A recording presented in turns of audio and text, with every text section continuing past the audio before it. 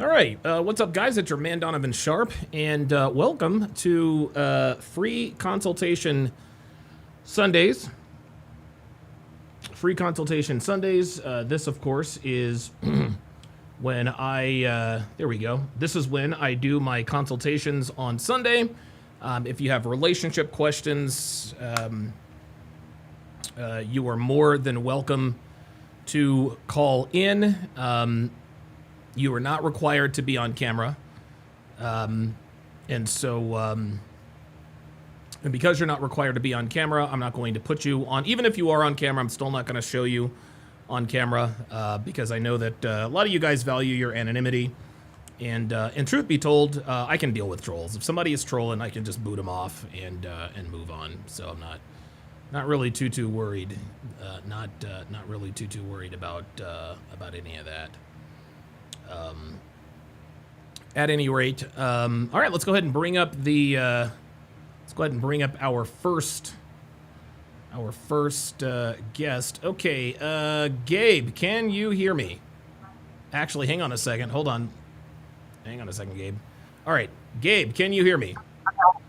I can hear you, Donovan. Can you hear me? I got you loud and clear, Gabe. All right, buddy, what's on your mind, man? All right, so was going to give an update on the last situationship you had given me advice on.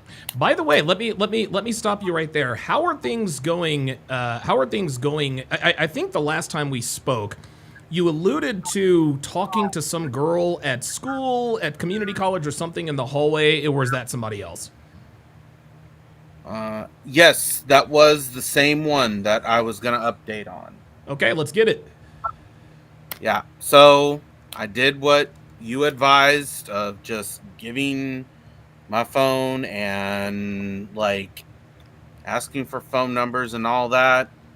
Thank God I didn't ask for Instagram because it would have been, well, okay, this is a deja vu thing basically. But yeah, I did get confirmation up front that yeah, the girl does have a boyfriend. And that's not what hurt. That's not what hurt though, actually. Because the reason why I say that I'm glad that I didn't ask for Instagram and did what you advised is because way too many times either I get blocked and ghosted if a girl finds out that I, follow, say, you, for example, or any RP influencers or whatever, right off the bat within 24 hours. Yeah. One girl actually broke a record of doing it within 30 minutes, but that's a separate issue for a separate day. Okay. But yeah, so because the reason why I say that is that part, but also because I end up then like getting led on and being told via DM because they're too cowardly to tell me in person up front that they, already have a boyfriend or that they're rejecting me or whatever. Let me stop you right there, Gabe. Let me stop you right there. It's not that, and I understand what you're saying when you say girls are too cowardly to be straightforward. I wouldn't call it cowardly. Girls are just not, they're just not as direct as we are, number one. Yeah. Number two, girls don't like confrontation, okay? Especially feminine women. Listen, Devin, she hates confrontation, okay? And I'm not trying to tell you that I like confrontation because I personally do not like confrontation, but I don't shy away from it when necessary. And so what you're going to have to understand is that moving forward, you cannot count on the women that you deal with being straightforward and being direct with you because this is just not how they're designed. I don't want to call it cowardice. I don't know. Maybe there is a little bit of cowardice that comes with it, but expecting a girl to just tell you straight up, I have a boyfriend or I'm not interested. This is why I teach men to pick up on the cues that indicate that she has a boyfriend and or that she's simply not interested. I should have said what you just said. That would have probably lessened the anxiety or anger on my part. But to add to that, what actually hurt more, I'm not upset. I'm not pissed off about this now like I was in the moment, but the typical BS, like womanese that I heard was, "Oh, I was just being friendly or whatever," and blah blah blah blah blah. Charlie Mhm. Brown teacher, wah wah wah wah Wah, wah wah, wah wah, wah wah, wah wah, wah wah, wah, wah. wah wah wah Right. wah wah wah wah. I was just being friendly, wah wah wah wah wah wah. And then smug, reference to like the age gap or whatever, blah blah blah Sure. blah blah. Whatever I excuse. Yeah. appreciate, yeah, I appreciate that you're, you know, this or that or whatever, or saying this or that that you think or feel about me or whatever I said. The whole like, "Oh, I was just being friendly" part hurts more than the whole like rejection part, honestly. The translation that I get, and please feel free to agree or disagree with this, is that um basically a chick like enjoying leading a guy on when they say I'm just being friendly and not flirty. But hey, who am I to say that? Because like I've said before, I'm not a dating expert. I'm only just going through this. But you know I mean, it'll be a little awkward, and it's gonna be a little hard for me to like move forward and say if I run into her again at school or whatever and like not talk to her. But I have to take into consideration I didn't know her long enough to really, say anything like good or bad anyway. But also, I mean, I have to take into consideration that because we both come from NorCal and we're both Mhm. from the Bay Area, she basically, is just even if things had gone good between me and her, it's like I said before, I spent a long time wanting to get out of there. Mhm. I don't want to deal with somebody who basically will remind me of, and I'm not saying she's a feminist. I don't know, maybe she's not a feminist. I don't really care, but Sure. would I really want to deal with somebody who has those like gynocentric feminist qualities, like if things were to go good? Probably not. However, I don't want to sound like I'm digressing or deflecting, but I mean, Mhm. unless you have anything you'd like to say about how I'm handling the situation, which is going to take a Yeah. while for me Listen, to. I mean, it sounds like you're handling the situation pretty good because at the end of the day, Gabe, she just wasn't attracted to you, right? Women are not going to not only are women not going to be direct about what they do, and they're not going to be direct about what their status is. They're not going to be direct with you in terms of why they're just not interested or why they didn't reciprocate your effort level. That's just how it is. At the end of the day, girls will make time and concessions for the men that they're attracted to. And listen, I've had plenty of situations, dude, I've had more situations than I can count where I liked the girl a hell of a lot more than she liked me. And then I've had situations where I liked a girl and she didn't like me at all, and it took me a while to sort of figure it out. Now, it is a bit of a blow to your ego in terms of a woman just not liking you. But you're a man. We have thick skin. We understand what's going on. But somebody actually said it in the chat. It appears that what happened between you two was a foodie call. Not only that, if you've never fucked her, you can't really call it a situationship. Good point. Good point. I do, if I may ask, when I said like what about the whole friendliness, like BS that she was giving, and Mm-hmm. how my interpretation is that she was enjoying like, not her particularly. Let me Mm-hmm. backtrack. A girl, when they say that they're basically the womanese translation of they just like enjoying leading a guy on. Like, Yeah. do you agree or disagree That's with that? not And if so, that's not woman. Listen, that's not womanese at all. She okay, is just okay, being, yeah, she's being straight up with you. Girls get off. See, girls get off on leading guys on because it's a manifestation of their one true agency, their sexual attractiveness. A girl can't lead a man on because of her cerebral brawn. A girl yeah, can't lead a man on because of the way she cooks, right? Now, some of these can certainly be factors in terms of her leading you on. Like if she's super attractive and you guys are on the same philosophical level, she can sort of lean into that. But at the end of the day, what it comes down pardon me, what it comes down to is that she just wasn't she just wasn't attracted to you. It is what it is, charge it to the game. There will be other girls, but just make sure you keep that in mind, that girls love leading guys on, because it is the reason why girls lead guys on, the reason why girls swipe right on Tinder. There are many reasons, but one of the main core reasons is to make sure that they are still sexually attractive to the opposite sex. Even if a girl knows she's sexually attractive to the opposite sex, the most attractive girls are also the most insecure girls, Gabe. And I think what we have to realize is, again, women will make time and concessions for the men that they want to spend time with. And if you find yourself chasing her, then chances are she probably isn't. She's not as interested in you as you are in her, which is fine. You're gonna go through this many times in life. Just be ready for it. You actually answered a question I was going to ask about a different.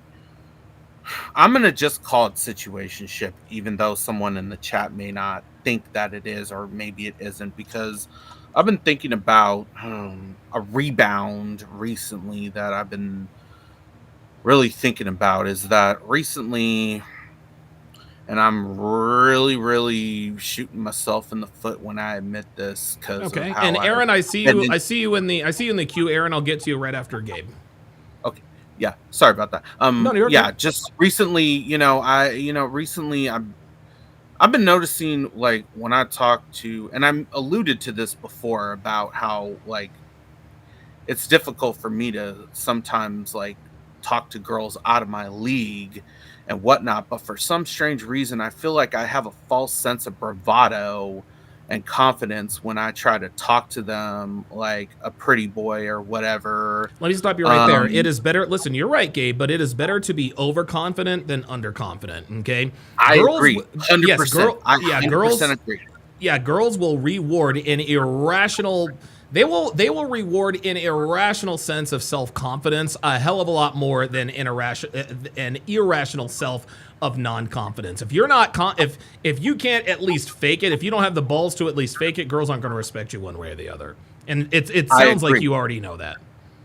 I agree. The reason why the point I was going to make is that because I'm thinking about a different situationship, and for some strange reason, like, I've come to notice recently that when I talk to girls that are out of my league, which recently have been, let's just call it the hot girls club on any college campus, hint, hint. Sure, of course. Yeah. So basically the sorority girls, right, which is a little too far, probably, given my status, as I call it. No, it's not. It's not a little too far. If there's an attractive woman you want to shoot your shot at, shoot your shot, man. There's no too far. If you want to shoot your shot, shoot it. And actually, here's the funny thing: is that a couple in particular that I'm thinking of right now that I basically met, I think a few months ago. I can't remember which, but they're basically both also from NorCal. It's kind of similar situation like I've described in the past, but a little bit different in the sense that there's one I like more than the other, these two girls in particular, but one's more talkative than the other. Okay.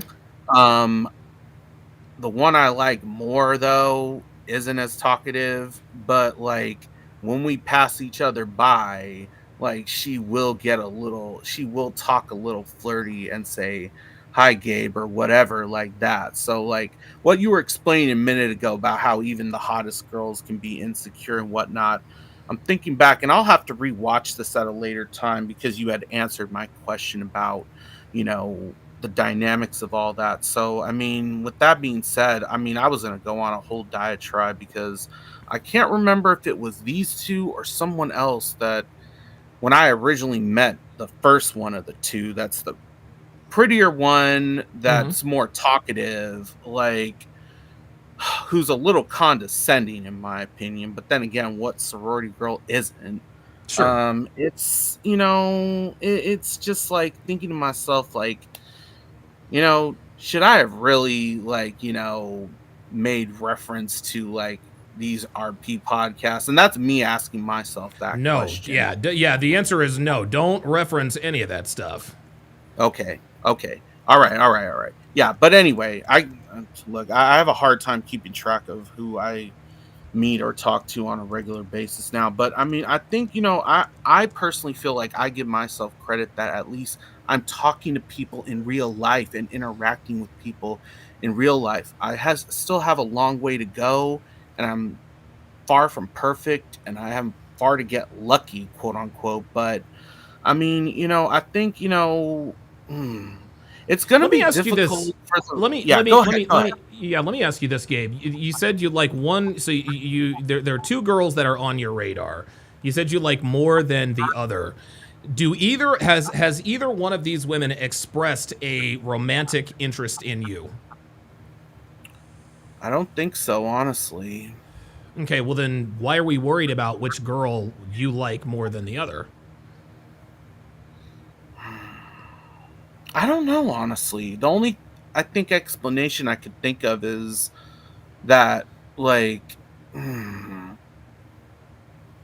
I think the only explanation is thinking that, maybe one that I like less could vouch for me in some capacity. And I don't know if that's a weak-minded way of thinking, but I mean, because I know I've made reference to a beta way of thinking, but I mean, Sure. yeah, the only thing I can think of, honestly, I guess to kind of, finish off is that it's going to be a very long summer because I'm off of school now until August, but I also Mm-hmm. have personal priorities I have to take care of that are obviously more important, but it's going to be a little difficult, regardless of whether like a chick is like, status or low status or whatever at school or whatever, for the whole summer. They're out having hot girl summer right now while I'm sitting here trying to enjoy my time off of school and looking at what my priorities are that I have to get taken care of, twiddling my thumbs basically. I mean, it is what it is, but you know what? I mean, the way I see it, and I'll try to leave off on a more positive note, is that at least I have this time to relax and hopefully grow. And if you have these free consultations like throughout, you know, the summer before I, go back to school, hopefully, and I mean, not just you, but anybody I talk to, Yeah, yeah. turn to advice, or whatever privately or whatever, can lead me in the right direction, of Okay. course. So, Well, let me yeah, ask you. that's where I stand. Let me ask you Yeah. one very, very important question. How tall are you? 5'6". You're 5'6". How much do you weigh? Let's just say a lot. Tell me, how much do you weigh?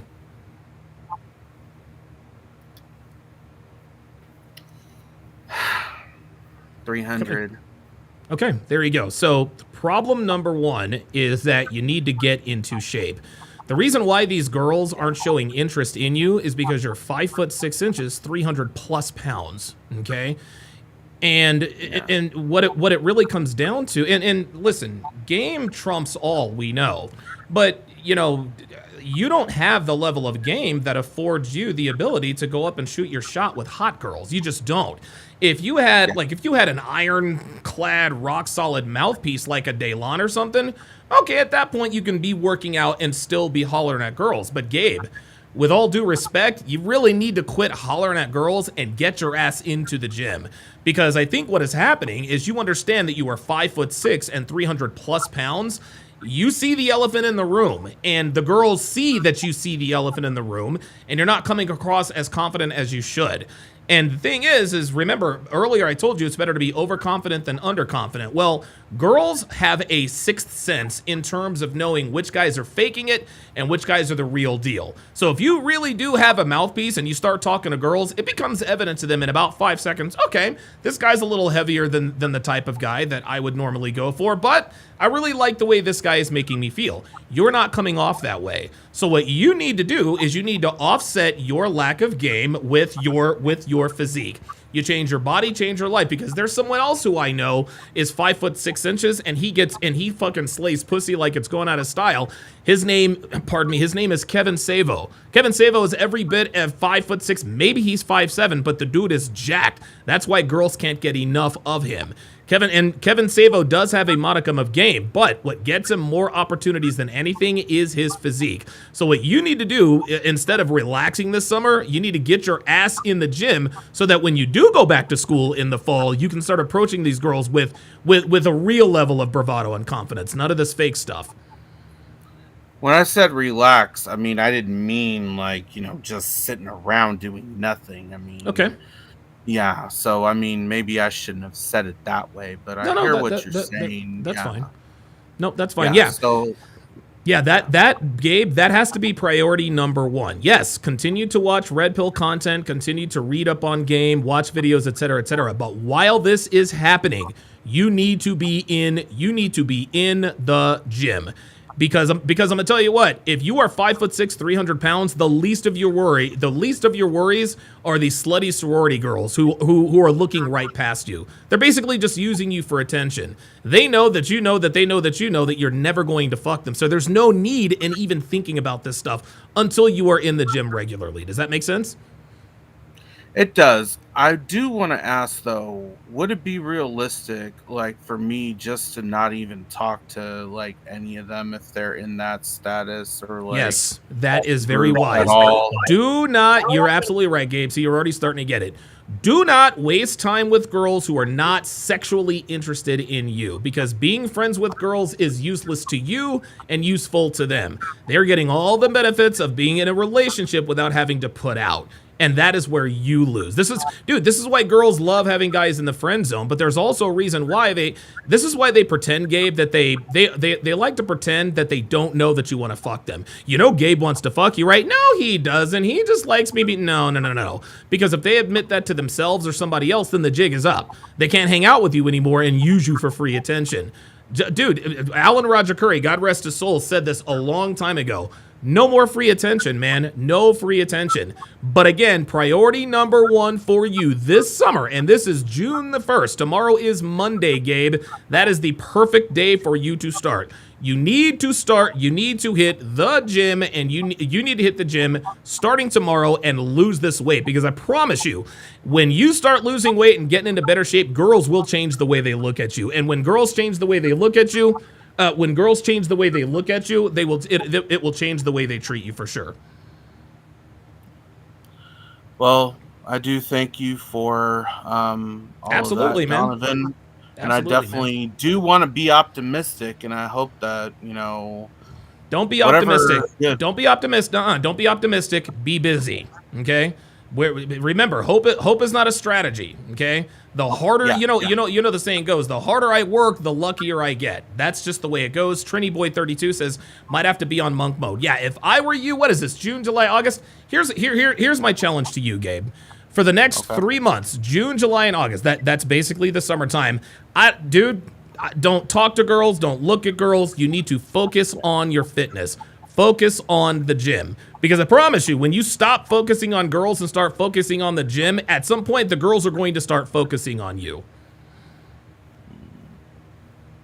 I hear what you're saying. I'll leave off with this. I have to take into consideration my time at school is probably going to come to an end very soon, as I might be graduating very soon. So this I'm might not sure what that has to do with anything. come out. I'm sorry, what? What does that have to do with you being in the gym?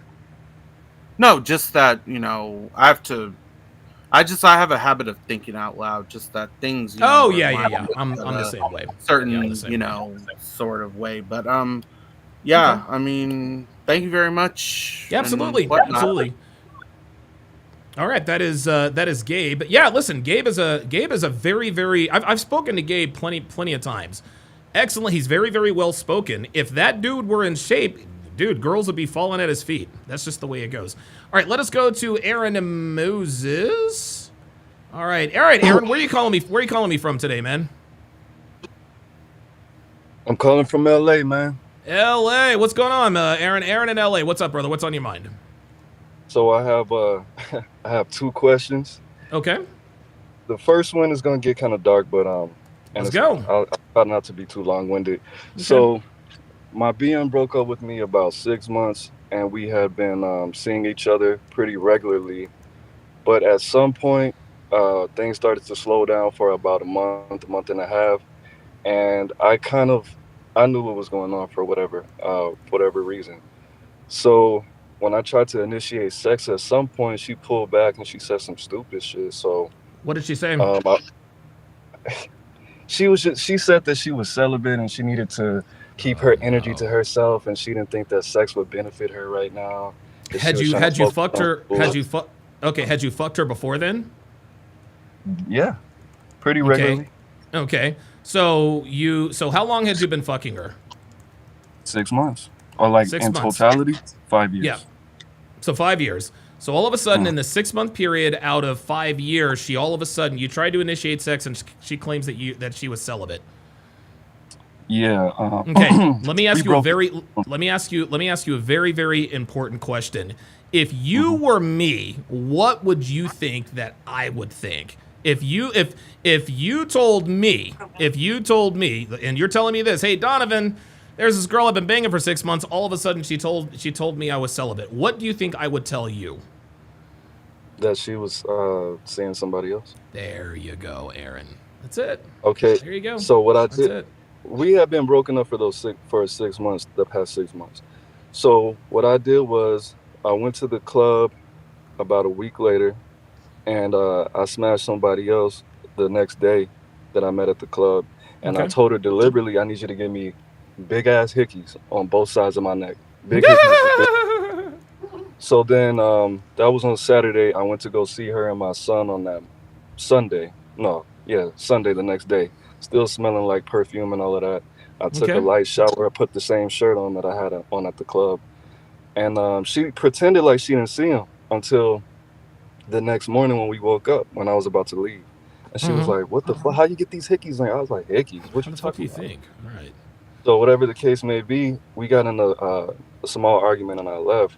And I came back like Wednesday, tried Mm-hmm. to initiate sex again, and she was like, "Nah, bro, why don't you ask that bitch?" Blah, blah, blah. And just all day just talking about the other girl, and she kept asking me details about her.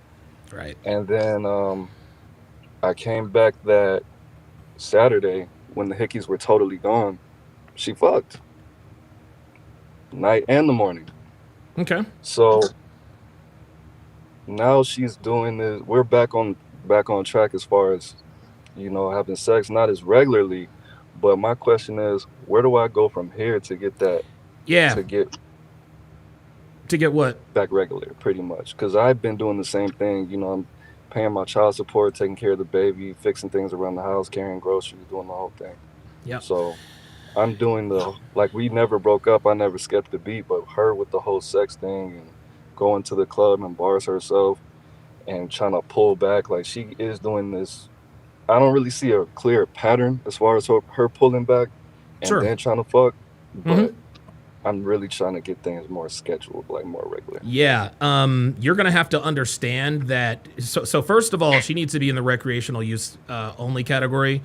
I don't give a fuck who she is. That's the first thing. Number one. Number two, she is 1000% fucking somebody else. And the guy that she's fucking, she wants to be in a relationship with, but he doesn't like her as much as she likes him. So right now, Aaron, and I know this is going to be hard to hear, you are not plan A. Okay, the other guy she's fucking is plan A. That's the guy that gets to dictate the terms of sex. Okay, I want you to be here on Mondays, Wednesdays, Fridays, and Saturdays at 9 o'clock p.m. She will say, sir, yes, sir, right away, sir. But she uses you as a backup in case he flakes. This is why you're having sex with her inconsistently.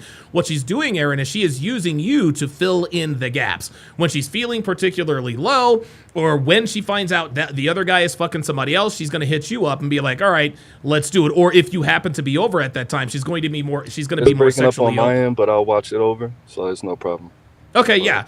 Just understand that you are not the only guy she's fucking. She's fucking somebody else, and you are not plan A. You are probably plan B, C, or D. you And there? this is why the sex with her is inconsistent. So my advice to you, if you want consistent sex, go out and get another girl, man. Go out and get another girl and use her in the same way she's using you. Use her to fill in the gaps between girls, just like she's using you to fill in the gaps between the guys she's fucking. Okay, yeah, I'm getting out there. I'm getting numbers and all of that. Which leads to my second question. I live in LA. I've stayed in Chicago, Atlanta, Phoenix, all party cities. But I didn't really start going out and actually pursuing women until really right now. So what are some ways I could take advantage of an actual party city and somewhere that is frequented by people all over the world? Yeah, I man. know you say a Yeah, lot of this. people say to go to the grocery stores and just live life, but what outside of going to bars and clubs can I do that's Yeah, different than the absolutely. habit? Very good question, Aaron. What you have to do is you have to diversify your pussy portfolio. Dude, I wish, and this is the interesting thing, Aaron. I'm glad I'm not in the game now, but there are some parts of me that wish I still were because I really enjoy a challenge. So what I would do if I were you, I would diversify my pussy portfolio.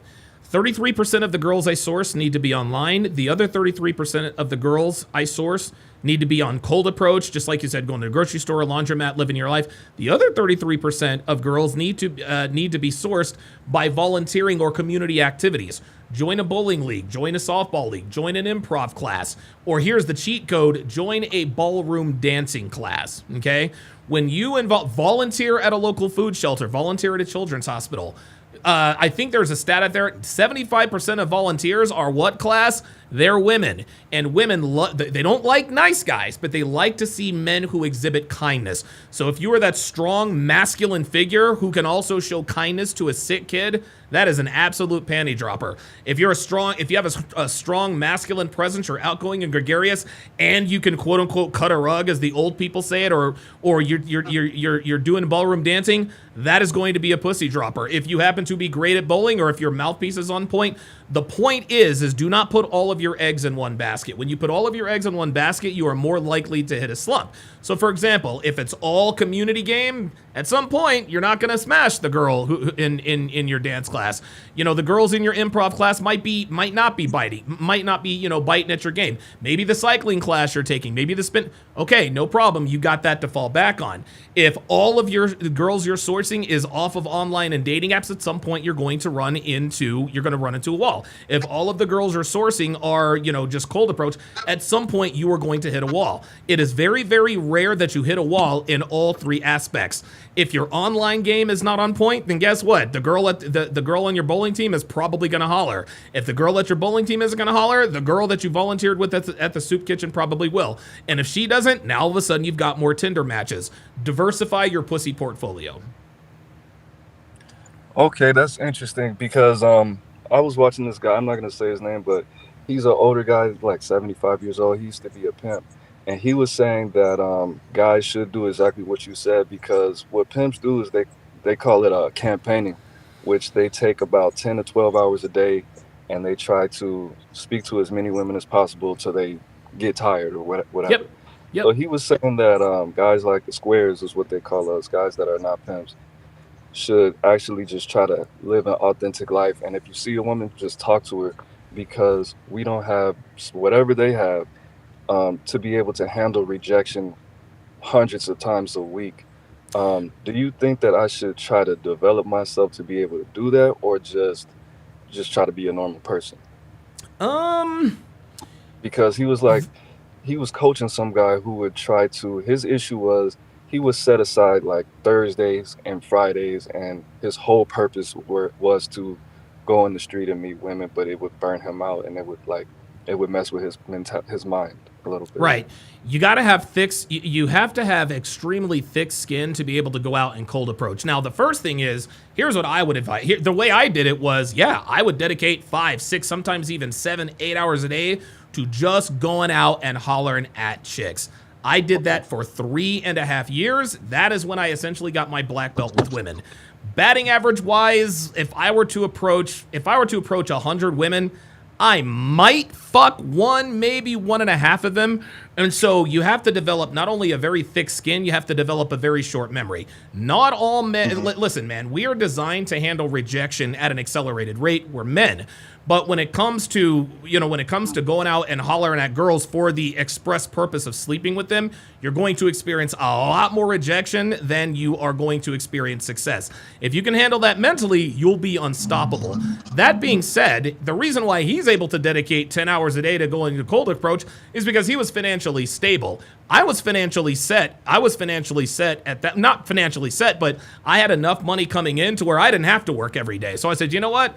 I'm going to go out here on these Vegas streets and on the strip and in these casinos, and I'm going to figure out women. And it took me about 6 months before I hit my stride. Then I went on a 3-year run that it was just a magic carpet ride.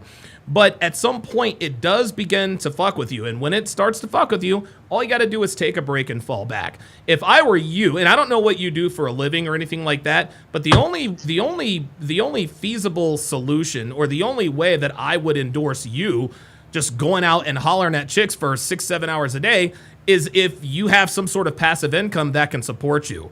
Because, I mean, dude, hollering at chicks if you're broke, or if you're overweight like a Gabe, or if you have an alcohol problem like me, that's not really going to do you much good, right? So if I were you, unless you have passive income coming in, I would go with option number 2.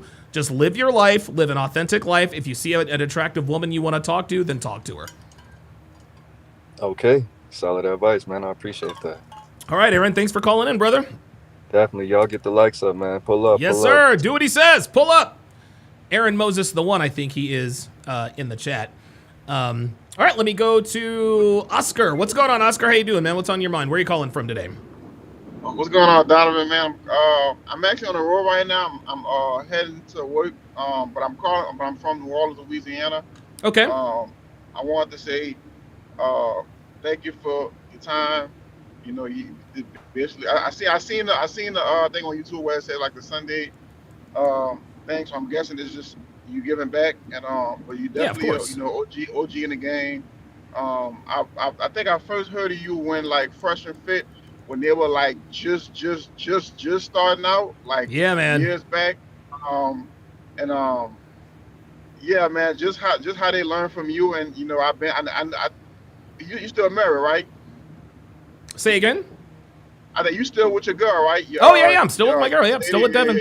Still with Devin, absolutely. How, you know, when you were with her and everything, and I've been watching your content for a long time, and just wanted to say thank you, appreciate your advice on everything, you know, giving us a game, and you know, just protecting masculinity. But so as far as me, man, so I got 3 kids.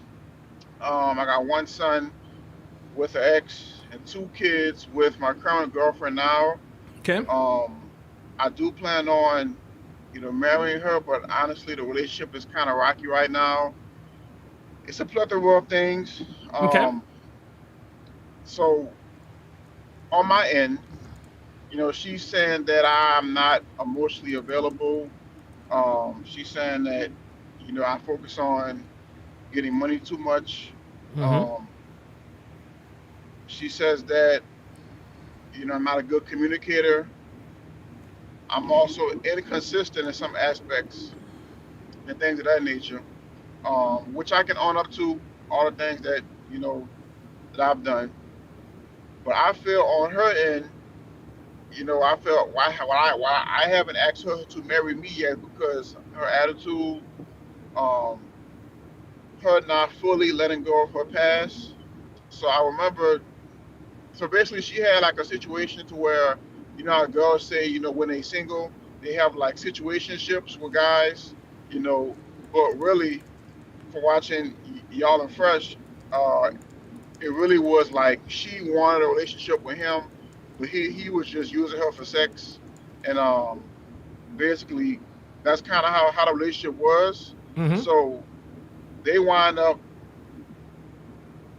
taking a break for a while, and then I wound up meeting her. Then I met her, and then 3 to 4 months into meeting her, I got her pregnant, Mm-hmm. and then we moved in together, and we basically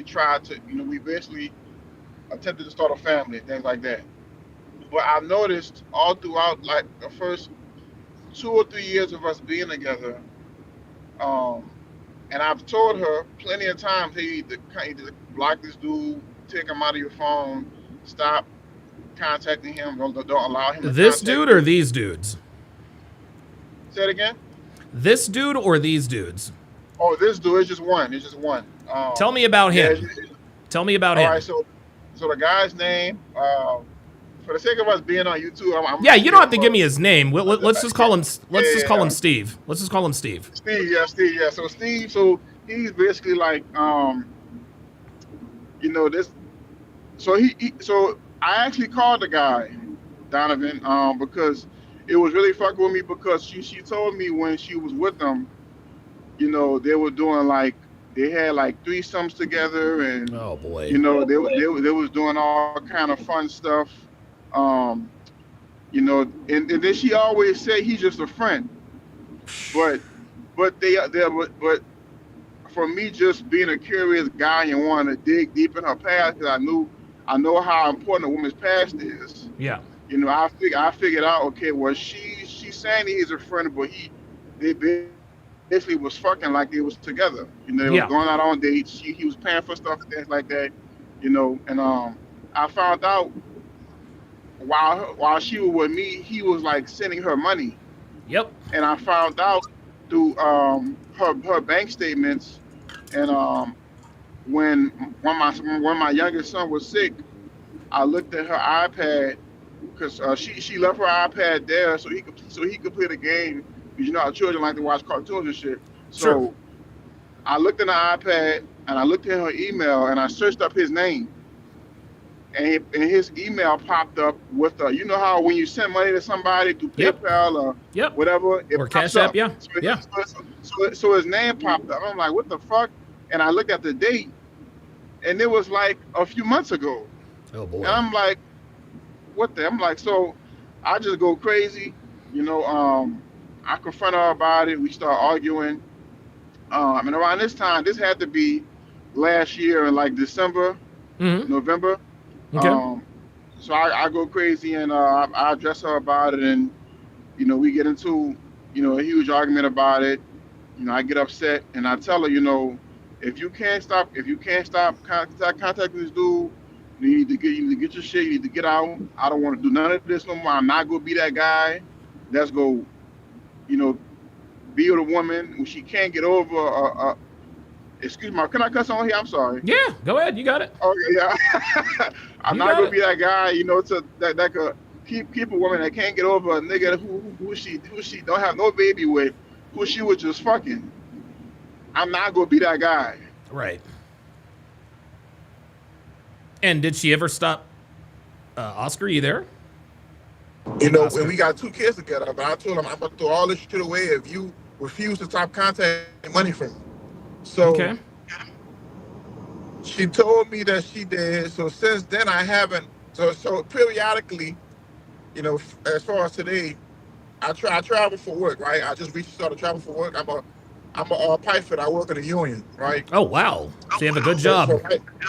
so right now, damn, your audio kind of fucked up. Wait. You're okay. I can hear you. Okay. Yeah. So I'm in a union, right? And Mhm. I'm in a union. I'm a pipe fitter, and can you still hear me? Yeah, I got you. I can still hear you. Okay. Yes, I'm in a union. I'm a pipe fitter, and yeah, and I travel for work. So periodically, when I'm coming home from work, I'm usually gone like 3 to 4 to 6 weeks, and I come home, for a couple boy. weeks or a month. I kind of just work whenever I want to, but so I came home last time and I checked the phone, I checked the bank statements. I didn't see that he sent anything, but I did check in her contacts that, and I know for a fact, Donovan, I know for an absolute fact, through all this shit that we've been through, I made sure, because I know his number, I know who the guy is, I made sure that his number was out of her phone. Okay. But when I got back home and I went through her contacts, Mm-hmm. this nigga number was back in her phone. There you go. So, There you so go, I'm man. like, why is this dude, like, what's going on, bro? Like, why are you keep trying to save this dude? Like, why you keep trying to keep this dude around, man? And what did she say? She's like, oh, no. And she was like, oh, no, you must have didn't delete it on my phone and you forgot. I'm like, Come on, motherfucker, man. if I was to I forget a lot of shit. One motherfucking thing, I would not forget that. I'm not gonna forget that I deleted this number that you've been fucking for me out of your phone. I'm not going. And then she had the nerve to save his name under the letter A. His name's over A, but she had the nerve to save his number under. Okay, give me a second, Oscar. Your audio is going in and out here. If you want, do me a favor, jump out and then jump back in, okay? Yeah, just jump out and then jump back in. Drive safe, okay? But jump out and then jump back in. A lot of times I'll go ahead and remove you. Yeah, drop back in. Yeah, yeah, I know a lot of you guys are thinking, yeah. I mean, I think we're all thinking the same thing. Okay, there he is. Let me bring him back up here. All right, Oscar. Yeah, I can hear you loud and clear. Now go ahead. Please continue. Yeah. Sorry about that. And I just knew that I made sure I deleted his number out of her phone. And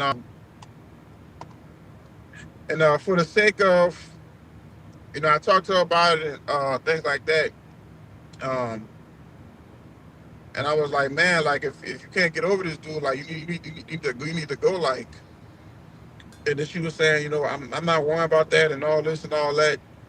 And I just decided to drop it. But I honestly, my antennas are still up, and this is part of the reason why I feel like I can't really fully commit to her as far as like a marriage. Even though we're together, we have kids, stuff like that. There's been conversations where she's asked me, what are we doing and stuff like that. Oh my God. Aside from, her attitude, can you hear me? Yeah, I got you. Yeah. Aside from attitude, and then, we have sex. We don't have sex as much as I would like, and things like that. So it's kind of seemed like we're kind of getting distant, and she's kind of in the process of, like, I guess, checking out, but she's not like all the way checked out, like to where she's like disrespecting me. Mm-hmm. You want to know what's happening? Do you want to know what's happening? Or like what she right? Do you want to know what's happening? What's happening is she is pursuing a relationship with this other dude. And the reason why she's not being super disrespectful to you is because she has not completed the branch swing yet. Only when she is 100% certain that the guy also wants to be in a relationship with her, that is when she'll be super disrespectful to you. Now, let me ask you this. You guys obviously live together, correct? Yeah. Okay. Is the lease under your name, her name, or both of your names? It's under my name, but she's in there as an occupant. Okay. So the lease is only in your name and not her name. It's kind of in both of our names, but like I hold more of a stake in the lease, if that makes sense. Like how that makes sense. That makes sense. Who makes more, you or her? Yeah, because the way I got it from using my income. So I mean, my name is on it, and they use my income to verify it. But I got you. Her name is on it. They need her signature whenever we renew, basically. Okay, all right. So it's more or less in both of your names for the most part. Yeah. Does she have family in the area? Yeah. So her auntie lives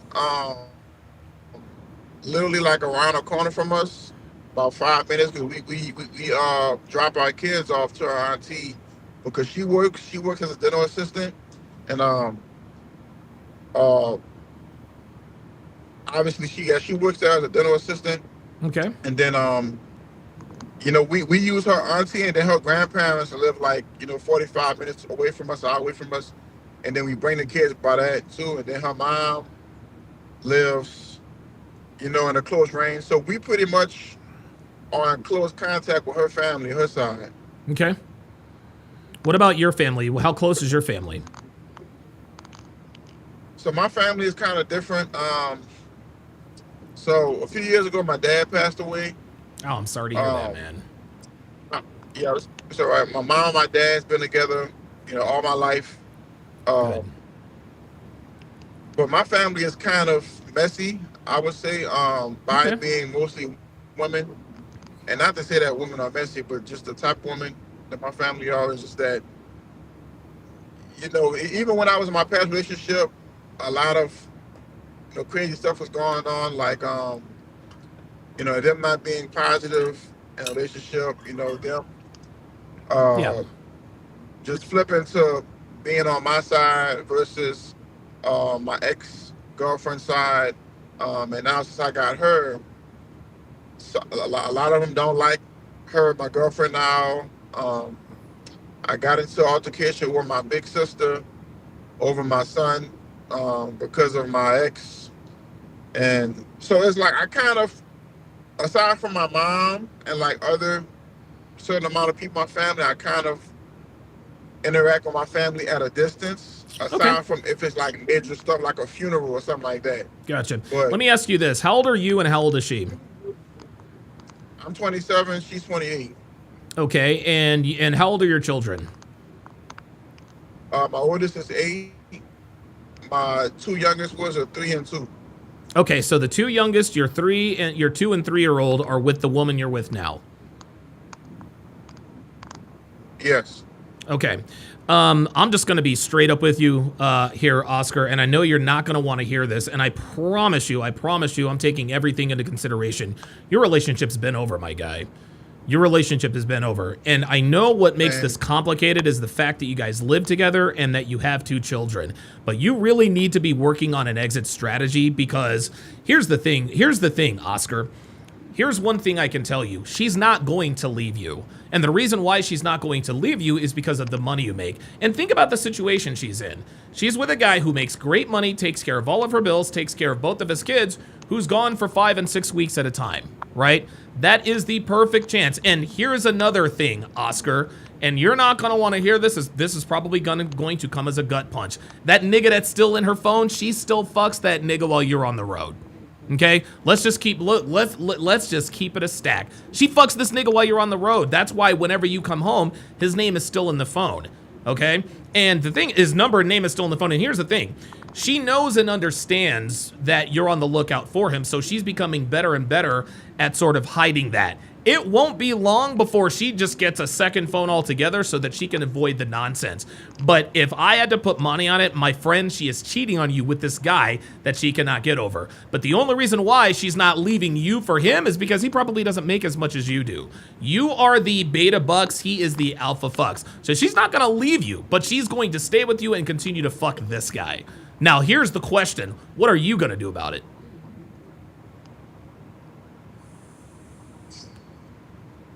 And I definitely appreciate you for saying that, man. But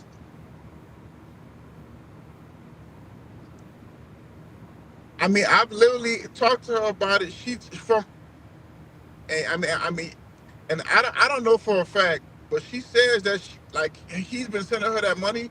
They've never met up. They've never met up. She hasn't had sex with him or anything. I understand. Do you believe her? 50%. Yeah, if it's 50, bro, if it's less than 100, 50%, if it's if it's less than 100%, listen, you don't trust this woman, okay? You don't. That's why you keep going through her phone, is because you don't trust her. You know, listen, I know this is hard to hear, and I know that moving on from her, it's going to be messy. You have 2 kids together, there's child support, etc., etc. But my friend, you've got some very difficult decisions to make here in the not so distant future. You can either stay with this woman, pardon me, you can either, and now we have to balance the budget. Do you think it would be less, honestly, I think it would be less expensive for you to just live apart from her and pay child support than be living with her. Because I can promise you, does she have, you said she works as a dental assistant, right? Yeah. How much does she contribute to the bills? You kind of broke up. Say it again. How much does she contribute to the bills, the monthly bills? So I basically told her, she basically pays for like her own stuff. For like, she has a car. So nothing. She has a phone. Right. So she pays all of. So she pays. No, hold on. So she pays all of her bills, but you pay all of y'all's bills. Does that sound right? Yeah. So I pay like the rent, the light bill, cable bill, all the groceries. shit that is essential to life, whereas she makes her car payment, her cell phone payment, etc., etc. Yeah. Right. Okay. What percentage of the electric bill, the phone bill, the cable bill, and the rent does she pay? 0. I mean, no. There you go. Leave it there. She might pay So you are living with a woman who is getting money sent to her by someone she used to fuck. She doesn't pay any of the household bills. The only bills she takes care of are her own. The reason why I asked you if she has family around is because that's who she is going to have to lean on. That's who she's going to have to lean on. And here's another challenge. When and if you do decide to dump her and kick her to the curb, you're probably going to have to deal with her family. Why did you dump her? Blah, blah, blah, blah, blah. They're not there, so they don't know. But I'm telling you, as Donovan Sharp, my guy, listen, man. I've been through dozens of situations with hundreds of women. I've heard thousands of stories. There is no way your woman is not cheating on you. There's just no way. If you're gone for 6-7 weeks at a time, she probably has your locations too, man. She knows exactly where you are, when you're there, and how long you're gonna be there. There is nothing that's stopping her from fucking this nigga, and I believe she is, because otherwise his number would not be in her phone. Now look, Donovan, granted, I just started, like about 3 to 4 months ago, I just started like traveling for work. So before, I was like I was basically working construction from home, like in the area. So I would be home every day. So I haven't been traveling for a long time. I only feel a few months. What difference does that make? But that's what I'm saying. So from me just started traveling previous to that, I was kind of coming home every day, and I had her location, so I know where she was at as well. So that's how I kind of figured if she and I'm not saying it's not possible, it wasn't possible for her to cheat, but if she did cheat, she would have had to do it in like an extremely strategic way. Like go to the grocery store, probably suck them off or some shit like that. But here's the thing: you have been traveling for the last few months. It was harder to cheat then. Yeah. It was harder to cheat then. It's a lot easier for her to cheat now. So okay, you've been traveling recently for work. That doesn't mean, well, I'm not gonna. It's hard for no. And even if she had her locations on, you don't know if this nigga's fucking your girl in your own bed, man. Do you have her locations now? Nah, man, I just told her to turn her location on, but she not doing it. But she's not doing it. There you go. So you're traveling for work. There's a nigga in her phone. She's not going to erase. You told her to turn on her locations, and she's not turning on her locations. My guy, honestly, I don't know what other conclusion there can be drawn from this, my friend. The environment is literally, the environment is perfect for infidelity. That's what's happening. This is why you're not having sex as much, because she likes having sex with the other guy more than she likes having sex with you. The reason she has sex with you, Oscar, is to keep the lights on. And I know that's hard to hear, but she is fucking you to keep a roof over her head and to keep the lights on. Otherwise, she wouldn't fuck you at all, my guy. She wouldn't.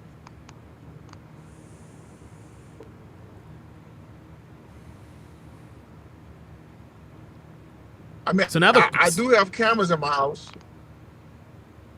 Are you reading the chat, or are you just telling me that? Oh, no. I can't even see the chat, Donovan. Damn, I can't even. I was just telling you that. I was telling you that, yeah.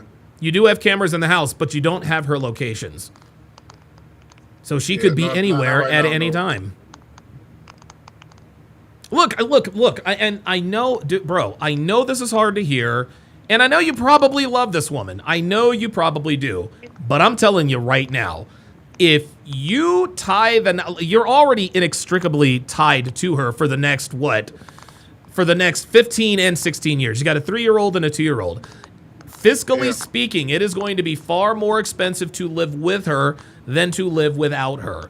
What you need to do is you need to go and hire listen, you make good money. Go and hire a lawyer. Look, we're not legally married, but we got a couple of kids.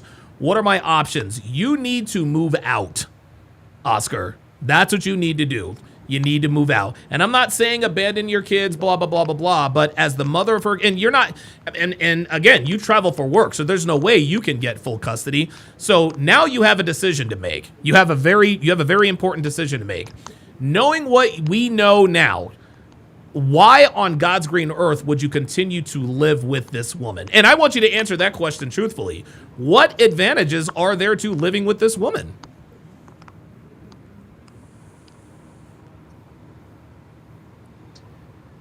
Honestly, man, let me get a little backstory about me, Donovan. So, Okay. my oldest son, right, that's 8 years old, right? Me and his mom didn't work out, and so I left her, But the only reason I left his mom, and shit was toxic and bad as well with my ex too. But the only reason I had to leave her was because she put me in jail, Donovan. Like she called the police on me. We had a toxic, abusive relationship, and she called the police on me, and she put me in jail. And to this day, my record, I have a clean record. The only thing I have in my record is I've been arrested. If the police pull me over right now, I'm driving right now. If they pull me over, they go see that I've been arrested, but I've never been convicted of anything. Okay, that's good. But I came to a realization that the only time I really had to, because she called the police on me multiple times, but the only time that I've ever been in a situation where I had to go to jail was because of her. It wasn't because of a woman. I don't drink. I don't smoke. Oh wow. I'm not in the streets. Right. I'm an honest guy. I got You're a real a good estate dude. company. I have every reason. I have every reason to be in the streets. My dad was a crackhead, but he was a working man. Most of all my family was in the streets doing drugs and doing all the gangbanging shit. And you made it out. I chose to go a different route on purpose. So, but when I come to a realization, okay, if I'm not doing all of this, but I still wind up in jail because of a woman, I got to get the fuck away from this woman then, because this is not me. So, and you made the right choice. Say it again. You made the right choice. Yeah, but then even though I felt I did make the right choice, and I still feel that way. The side effect is, it hurts my son because Yeah, man. People don't talk about this, Donna. People don't talk about this. People always talk about, okay, leave. Okay, Yeah, leave, right. leave, But there are leave, implications. Like you have 2 children with this woman. You know what I mean? Like it's not that simple. Right. So the effects is, my son, he's in 2 different households. I have to, be aware and cautious of like who she's bringing around him, and she's honestly not going to be cooperative a lot of the times on, what on the way that I feel he needs to be raised, and vice versa. So this has impacted him, mentally, the way he acts up in school and things like that. Oh, wow. So each time I'm with him, I try to, spend as much time with him and let him know, I love him so much, and try to pay attention. And this is your 8-year-old, correct? Yeah, my 8-year-old, yeah. Okay. And it's hard, so it's part of that, and also my mom and my dad's been there for me, and I know they haven't had a perfect relationship. Sure. So I know if, and don't get me wrong, Donovan, if I had hardcore evidence of my woman now cheating with that guy that we talking about, even though it would hurt, I would leave, because as a man, I can't, at the end of the day, I have to have respect, for myself. So I can't be in a situation where, after all this time, and I'm in like 4 years now, after all the time, you know how I feel about the guy, and you still go have sex with him, yeah, if any sort of pain that I got to go through to get away from you, I'm willing to do it. So let me get this straight. The only reason why you haven't left yet is because you don't have 100% ironclad evidence that she has cheated. Honestly, that's how I feel, Donovan. Yeah. Well, Oscar. That's really Unfortunately, facts don't give a fuck about your feelings, man. They really, really don't. If you were a betting man, if you had to bet everything you owned on her faithfulness, would you bet it? There's your answer. You've hesitated. You've hesitated. You've hesitated. Because guess what? I would bet everything I own on Devin's fidelity. I know she's not cheating on me. You know what I'm saying? Like, dude, I'm here 24/7. She's here. She's literally not going anywhere. She is all about me. Most men can't say that about their woman, but especially in your case, if you aren't ready to go all in and say, you know what? I know she's not cheating on me. Because here's the thing. If you were 100% certain she wasn't cheating on you, you wouldn't be talking to me right now, man. And if you're Yeah. looking for permission from me, if you are looking for permission from me to ignore all of the circumstantial evidence that Mac just said, if you're looking for permission from me to ignore all of the circumstantial evidence that she's cheating to stay with her, you are not going to get it from me. Now, I do understand that everyone in the chat, myself included, we are emotionally divorced from the situation. I don't know you, I don't know your girl, I don't know your kids. And so I know that there are other emotional strings at play. That being said, do you really see this relationship going the distance, Oscar?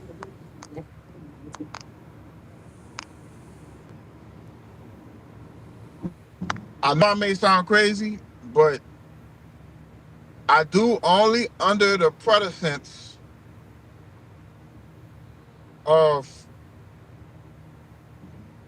her attitude changing. Do you think that's going to happen, Obviously, more Oscar? sex. Hold on. Let's slow down here. Oh. Do you think her attitude is going to change? All right.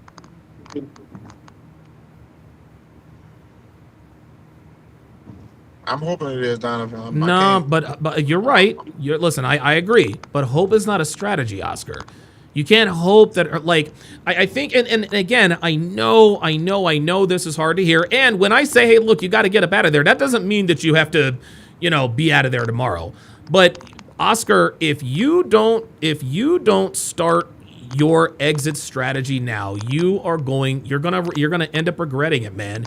You've got a 2-year-old and a 3-year-old with this woman. She's not contributing anything to the bills. There's this nigga she cannot and will not put out of her phone. You're traveling all the time. And yeah, you've got cameras at your house, but she won't give you her locations. Like, my guy, the fact that she's not giving you her locations and she's got this other nigga in the phone, that tells you all you need to know about her loyalty. That's just all there is to it. And I know you're not stupid. And I think the reason why you're hesitant to sort of admit this to yourself is because separating yourself from her, that's going to be a heavy lift, man. Like, dude, you've got child support to think about. Where is she going to live? Where am I going to live? Are we going to get movers to come? Like this is going to be it changed our lives drastically. Yeah. It changes a lot drastically.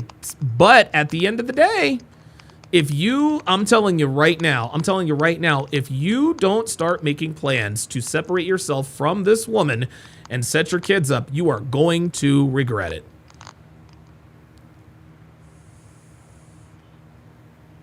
So you saying there's no hope? So you saying there's absolutely no chance? There is positively zero chance, Oscar.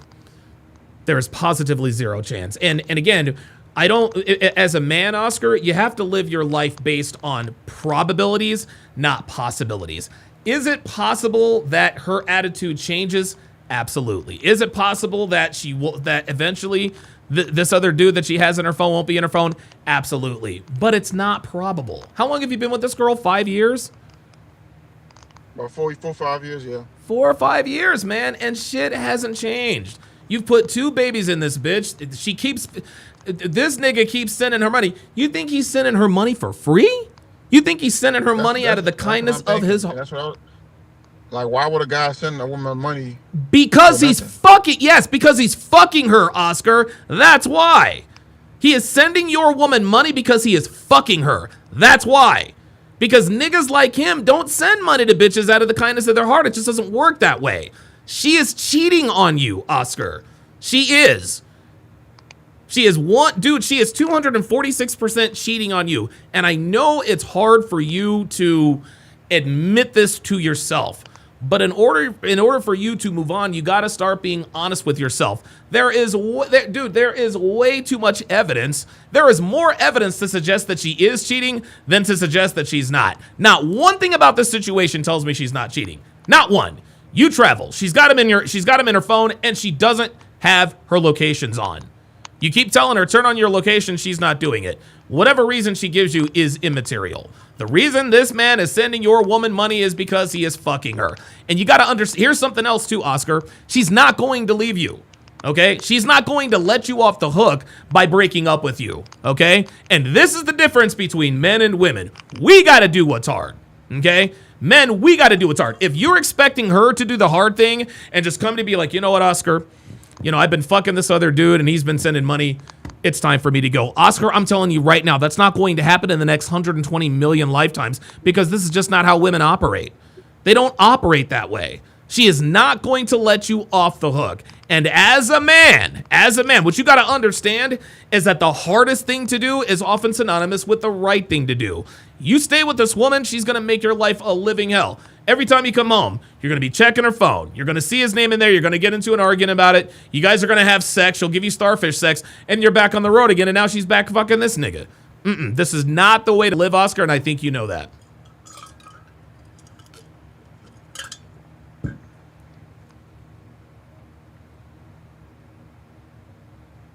So what are you going to do? Fuck, I lost my train of thought.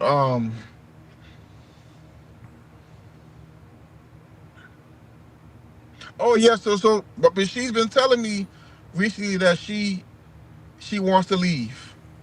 She wants to leave you?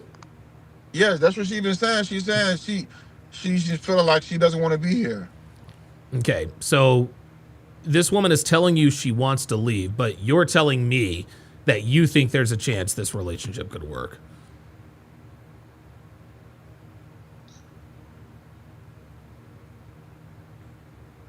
I mean, dude, and here's the thing. Women are never direct. Ever direct. But if a woman is direct with you and tells you, yeah, I want to leave, you know what you should do, Oscar? You should believe her. If she wants to leave, call up her auntie, call her mom, call her grandma, and be like, yo, she wants to leave, she's all yours. If I were you, Oscar, I would leave. And I know it's not going to be an overnight thing, but dude, I would start packing my shit and getting the fuck up out of there. This woman, like Oscar, what it comes down to, my friend, is your woman doesn't deserve you, okay? She doesn't deserve you. You pay all the bills, you're a good dad by all accounts. This woman has done nothing but disrespect you. She's kept another dude in her phone. Another man is sending her money. She told you she wants to leave you. I don't know what it is you're waiting for. I really, really don't. If you're waiting on the videotape of this dude butt fucking your woman, it's not going to happen. It's not.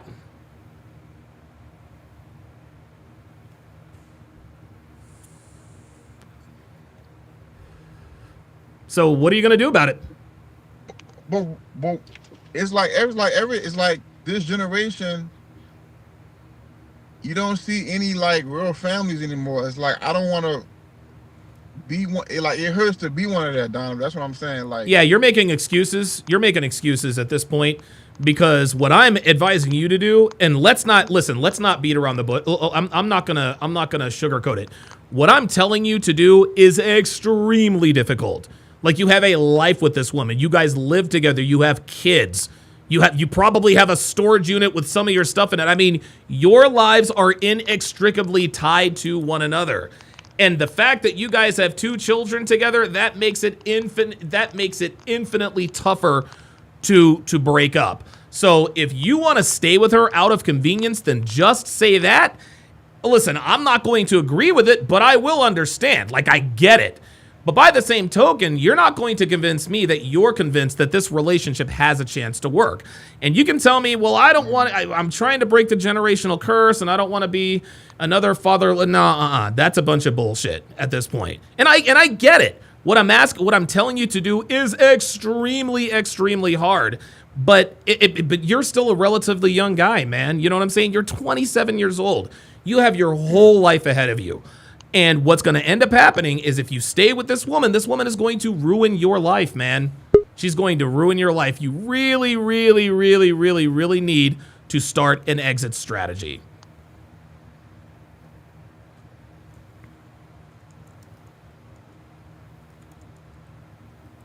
But shouldn't I make that decision? Shouldn't you make what decision? Shouldn't I make the decision to leave when I know that I'm ready to leave? Well, when do you think you'll be ready to leave? From what I told you, if I catch her cheating or you're not going to catch her, Oscar. You're never going to catch her cheating. Dude, I've been cheated on more times than I realize. Dude, I'm serious. I am so fortunate. I hear horror stories, Oscar. I walked in on my wife dude, you think I'm crazy now? I've been cheated on more times than I probably realize. I've never caught her cheating ever. Okay? Right now you are making an excuse. You're making excuses at this point in time to not leave because it's the hard thing to do. But if you are waiting for ironclad proof that she's cheating, it's not going to happen. I could get a detective. I could hire a detective. Why would you do that? I'm saying if I really got it in my gut, okay, I feel like she's doing something, I could literally spend thousands on a detective to follow her around, take photographs, pictures, and videos all throughout her day for weeks, months at a time to really see, yeah, Oscar, look, this is the evidence. You know, she's been fucking on this guy, whatever. You know, thank you for your services, but this is what we did. This is all the evidence that we got from our investigation. So if I see all that, then I'll present that to her, and I'll be like, all right. No, you're still bullshitting yourself. I think that if the detective gave you unequivocal evidence that she's cheating, I think you would probably still find a reason to stay. Nah, bro, I'm a leaver, bro. I put that on my dad. I'm a leaver. If I see that shit, I'm leaving her. No, but see, then you're never going to leave her. Listen, Oscar, I'm telling you right now, you are not going to catch. On me. Or if she does Say that, again? I'll leave her. Or if she does that, or if she do what my ex did and try to put me in jail, I'll leave her for that. Yeah, but she's not going to do that. Because she's never called the cops. You've never given her a reason to call the cops. You keep waiting for the smoking gun. And I'm telling you right now, you don't need hard evidence. You know in your gut something's going on. And I'll put it to you this way, Oscar. The minute you hire a private detective, your relationship is already over. Because even if he doesn't find something, you are still going to be questioning, why does she still have this dude's phone why does she still have this dude's number in her phone? It's because she's fucking him. Listen, man, you don't think girls know how to give private investigators the slip? You think that only men hire private investigators? You don't think that girls are friends with private investigators that tell them the strategies, tactics, and techniques that they use to catch them? And just like you said, they could be dude. Let me just regale you with a couple of stories here. I remember I was fucking this one married chick, right? Her name was Sabrina, and this is the way she got away with cheating. What she would do is she would get her best friend's name was Erica. Her and Erica went to like a Starbucks and they took a selfie in front of the Starbucks, right? What she would then do is she would come and see me on a Saturday. On the Saturday she would come and see me. She would wear the same outfit. She would wear the same outfit that she was wearing in the Starbucks selfie. Her friend Erica will come to pick her up at her house wearing the same outfit. Her friend Erica was helping. So guess what? While she's sucking my dick, and guess what? And here's the thing. Her husband followed the both of them on Facebook. So while she's sucking my dick, her friend is posting and tagging the both of them. Hi, me and Sabrina are having fun at Starbucks. Husband looks at the post. He thinks nothing of it. Okay? Yeah, that is some diabolical ass shit. Here's another one for you. There's this one married chick I was fucking. I used to fuck her on Tuesdays and Thursdays. Okay? And the way she did it, and again, she used her friend helped her cheat. What she would do is she'd go about her day like she's going to work. What she would do is she would go to work, right? Her friend would give her car keys to use her car to come and see me so I could fuck her. That way, if her husband happened to drive by her workplace, he sees her car. He sees her car in the parking lot. No harm, no foul. You see that look on your face, my friend? Damn. Dude, I'm trying to tell you, you are not going to catch her cheating. If you are telling me that I want to see proof that she's cheating, bro, you already know she's cheating. And I understand this is going to be very, very difficult, but brother, if you don't at least start your exit out of this situation, man, it is going to be a very, very long 15 and 16 year run for you, my friend. And dude, honestly, man, you'll be in your mid to late 40s by the time she's done with you. And by then, you'll be broken, man.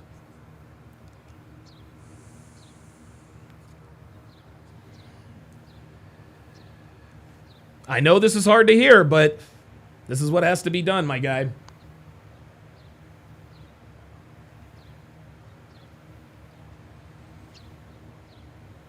And dude, and oh man, I hate, man. And look, dude, I hate giving this kind of news, man, because I can see the look on your face. It's reality is starting to set in. But just understand, man, you're still very young. You know what I mean? You've got your whole life ahead of you. You clearly make great money. You travel for work. A lot of men would love that. But think of it this way.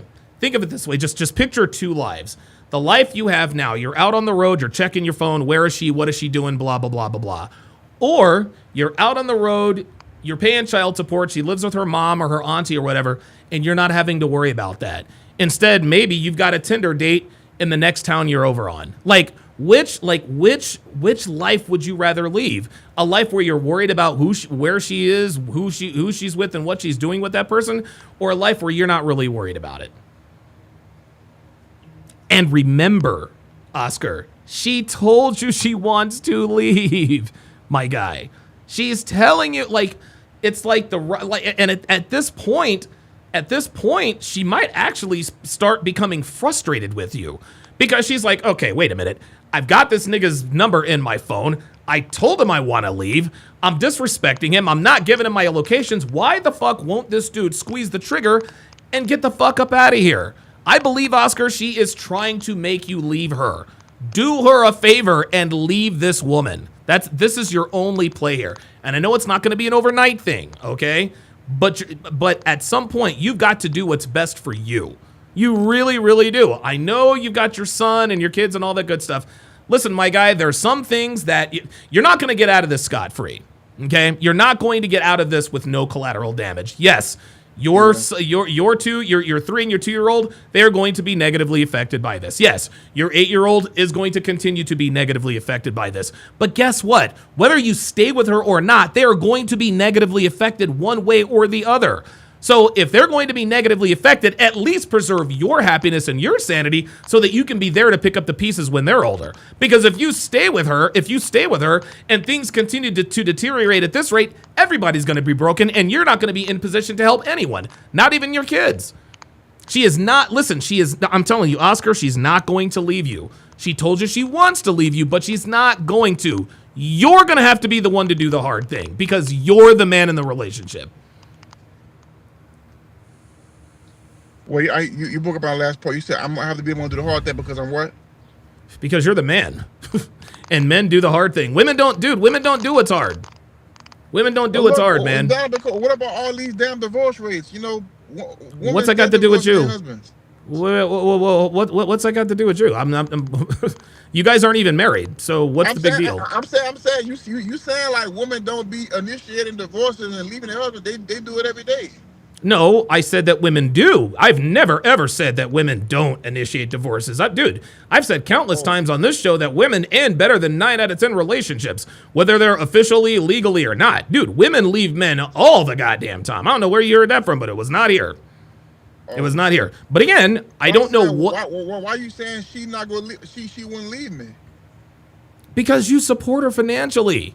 You pay the rent, don't you? You pay the cable bill, don't you? That's why she's not going anywhere. But think about this. She's in the perfect situation. She has a man who travels for work, who makes good money, who takes care of all of the essential bills, who's gone for 6 weeks at a time. Why in the world, why would she leave you? Why would she do that? She's in the perfect situation. She's got I guess a boyfriend and a side nigga, and all of her bills are paid. All she's got to worry about is her car note and her car note and her phone bill. I wouldn't leave either. Shit, you kidding me? I mean, I'm just keeping it real. I wouldn't leave neither, man. Shit, it's a good ass situation this chick is in, man. Man, but that's fucked up. That's really fucked up, though. It is. Listen. It is fucked up, bro, Oscar. I feel like women should it should be a legal consequence for women acting like this. You're right. I'm not saying I want a woman to hurt or anything. I'm just saying for women to act like this, right. There should be in the Stone Ages they threw fucking stones at the woman that was cheating on her husband. Haram. Abdul, get the rocks. No, but you can. But here's the thing, Oscar. you can do the next best thing. Okay, yes, at some point when there are legal consequences to the situation, when there are deterrents to the situation, women's behavior will change. But right now, we don't have any control over any of that. But you have control over what you do. If you remove yourself from that situation, trust and believe that will be consequence enough. And here's the thing, Oscar. Here's what you're going to have to understand, too. And you need to be ready for this. When you decide to leave her, bro, she's going to put the full court press on you. All of a sudden, she's going to turn into this beautiful, docile, submissive, feminine woman. She's going to delete this nigga's number out your phone, out of her phone. She's going to be the perfect woman for you until you put that ring on her finger. I'm telling you right now, any good treatment she gives you is because she knows you've got one foot out the door. I hate to tell you this again, but Oscar, your relationship is already over. Whether or not you decide to live with her, that's up to you. But whether you live with this woman or not, your relationship is over. Whether you decide to marry her or not, your relationship is still over, my guy. She does not love nor does she respect you anymore. She is simply using you to pay her bills. That's it. And again, I hate to be the bearer of bad news, but the writing is on the wall. The writing is absolutely on the wall. There is positively no doubt in my mind. There are two things I know are true. Number one, this woman is cheating on you. And number two, she's not going to leave you. She's not going to leave you. And number three, you're never going to find out. Hire a detective all you want to. You're not going to find anything out. That's just the way it is, man. Damn. It sucks, but it's true. And remember, if you haven't heard anything else I've told you, she told you she wanted to leave. What, do you think she was lying to you? Oh, you know what? Let me just lie to Oscar. You know what, Oscar? I think I want to leave. And then look at your response. No. She told you she wants to leave, Oscar, because get this, she wants to leave. But again, women never. But even with him, the guy who she's trying to keep around, he fucked around and got a whole another baby with a whole another bitch, and he wouldn't even want to be with her. So it's like there's zero chance that she's gonna even be with the nigga, even if I do leave her. Oh my God. So I'm trying to see why is she keeping him on the phone? Oscar, because he probably has good dick, bruh. He probably has good dick, man. Listen, what you got to understand, when I say alpha, see, here's the thing. There's a big difference, Oscar, between attraction and arousal. She's attracted to you because of the life that you provide her with. She's aroused by him, okay? And here's another thing, Oscar. The fact that you said, well, he's got a baby mama and another kid on the way. Dude, that increases the arousal. What, you think that turns her off? That he's got other bitches pregnant? Again, you and I both know that women don't want men that other women don't want. A lot of women want this nigga. That's why your woman wants this nigga too. She feels like if she can fuck him, then it's almost like, oh yeah, you fucked him, da-da-da-da. Well, I fucked him too. This is why she has him in her phone. Because he probably dicks her down and he's pre-selected to the moon. He's probably got like 2 or 3 baby mamas out there. That's what it is, man. That's what it is. Listen, your woman, and here's the thing, and I have to say this because I want to get this through to you. Your woman doesn't fuck you because she wants to. She fucks you because she has to, Oscar. No, but Donovan, look, in the beginning, for the first 2 to 3 years, we was fucking all the time. Yes, but that was then. This is now. A lot has changed, Oscar. And you need to understand that neither you or her are the same people than when you first started. Listen, the beginning of a relationship is always the best. The sex is great, you're fucking all the time, but at some point, things sort of, get to a point of normalcy. That's nothing to be alarmed about. But she's not having sex with you because she wants to have sex with you. She's having sex with you to keep the lights on. She fucks this nigga because she wants to fuck this nigga, okay? She fucks you because she has to. I'm telling you right. And again, she told you she wanted to leave. I don't know what more. Hey, Donovan, listen, man, I want to know if my woman's got one foot out the door. I think she wants. Okay, well, tell me all about it. Well, she said she wanted to leave. Well, okay then. You're telling me your woman told you she wants to leave. I don't know why you would continue to hold on, other than the fact that you're a little bit afraid of the unknown, and I get it. But I'm going to tell you what, man, your future with her is bleak. Your future without her, you've got a chance. Damn. This is a good question. Max says, when's the last time your girlfriend gave you head? Damn. What that was, Max? Been a while. It's been a while. Hold on, bro. Yeah, see? Been a while, right? I'll probably say probably a month ago. Yeah. Yeah, a month ago. When your girl stops sucking your dick, she's fucking somebody else, my guy. She's fucking somebody else. You want to know the last time Devin sucked my dick? Would you like to know? When? Last night? About 12 hours ago. Yep. About 12 hours ago. There it is. There it is. And listen, use this moving forward. Listen, when you're having sex with a girl, dude, she'll do whatever you want. Okay? And I'm gonna tell you what, a woman giving a blowjob is probably one of the most significant things a woman can do for a man. She's on her knees, blah blah blah blah blah. You could choke her out. Your woman isn't sucking your dick because she doesn't want to submit to you. Okay? More men have been in her vagina than have been in her mouth. Please believe.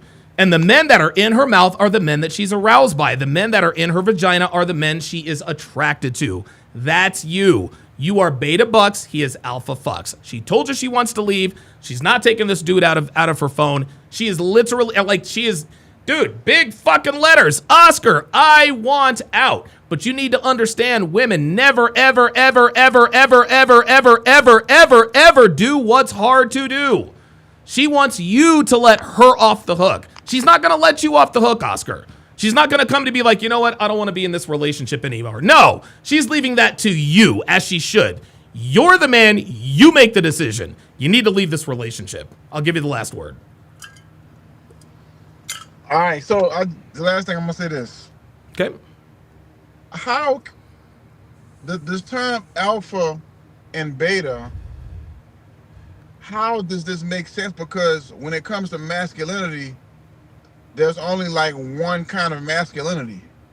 No, there's many types of masculinity, but what you're doing now, Oscar, is you're trying to negotiate attraction.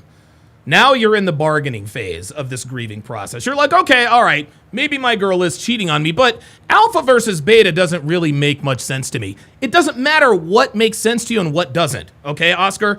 She's fucking this nigga because she wants to. She doesn't want to fuck you anymore, my guy.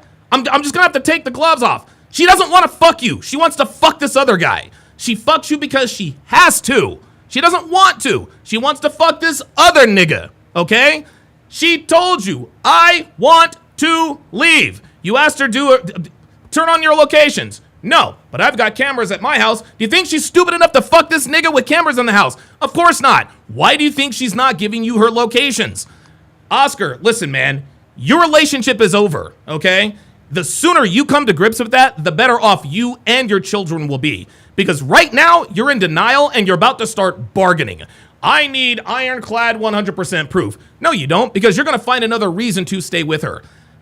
Tell yourself that, okay, the reason I'm afraid to leave is because, number one, I've got the scarcity mindset. And number two, it's because it's going to be hard. You're going to take a financial hit. You're going to lose a few battles. But, dude, if you want to lose the war, stay with this woman.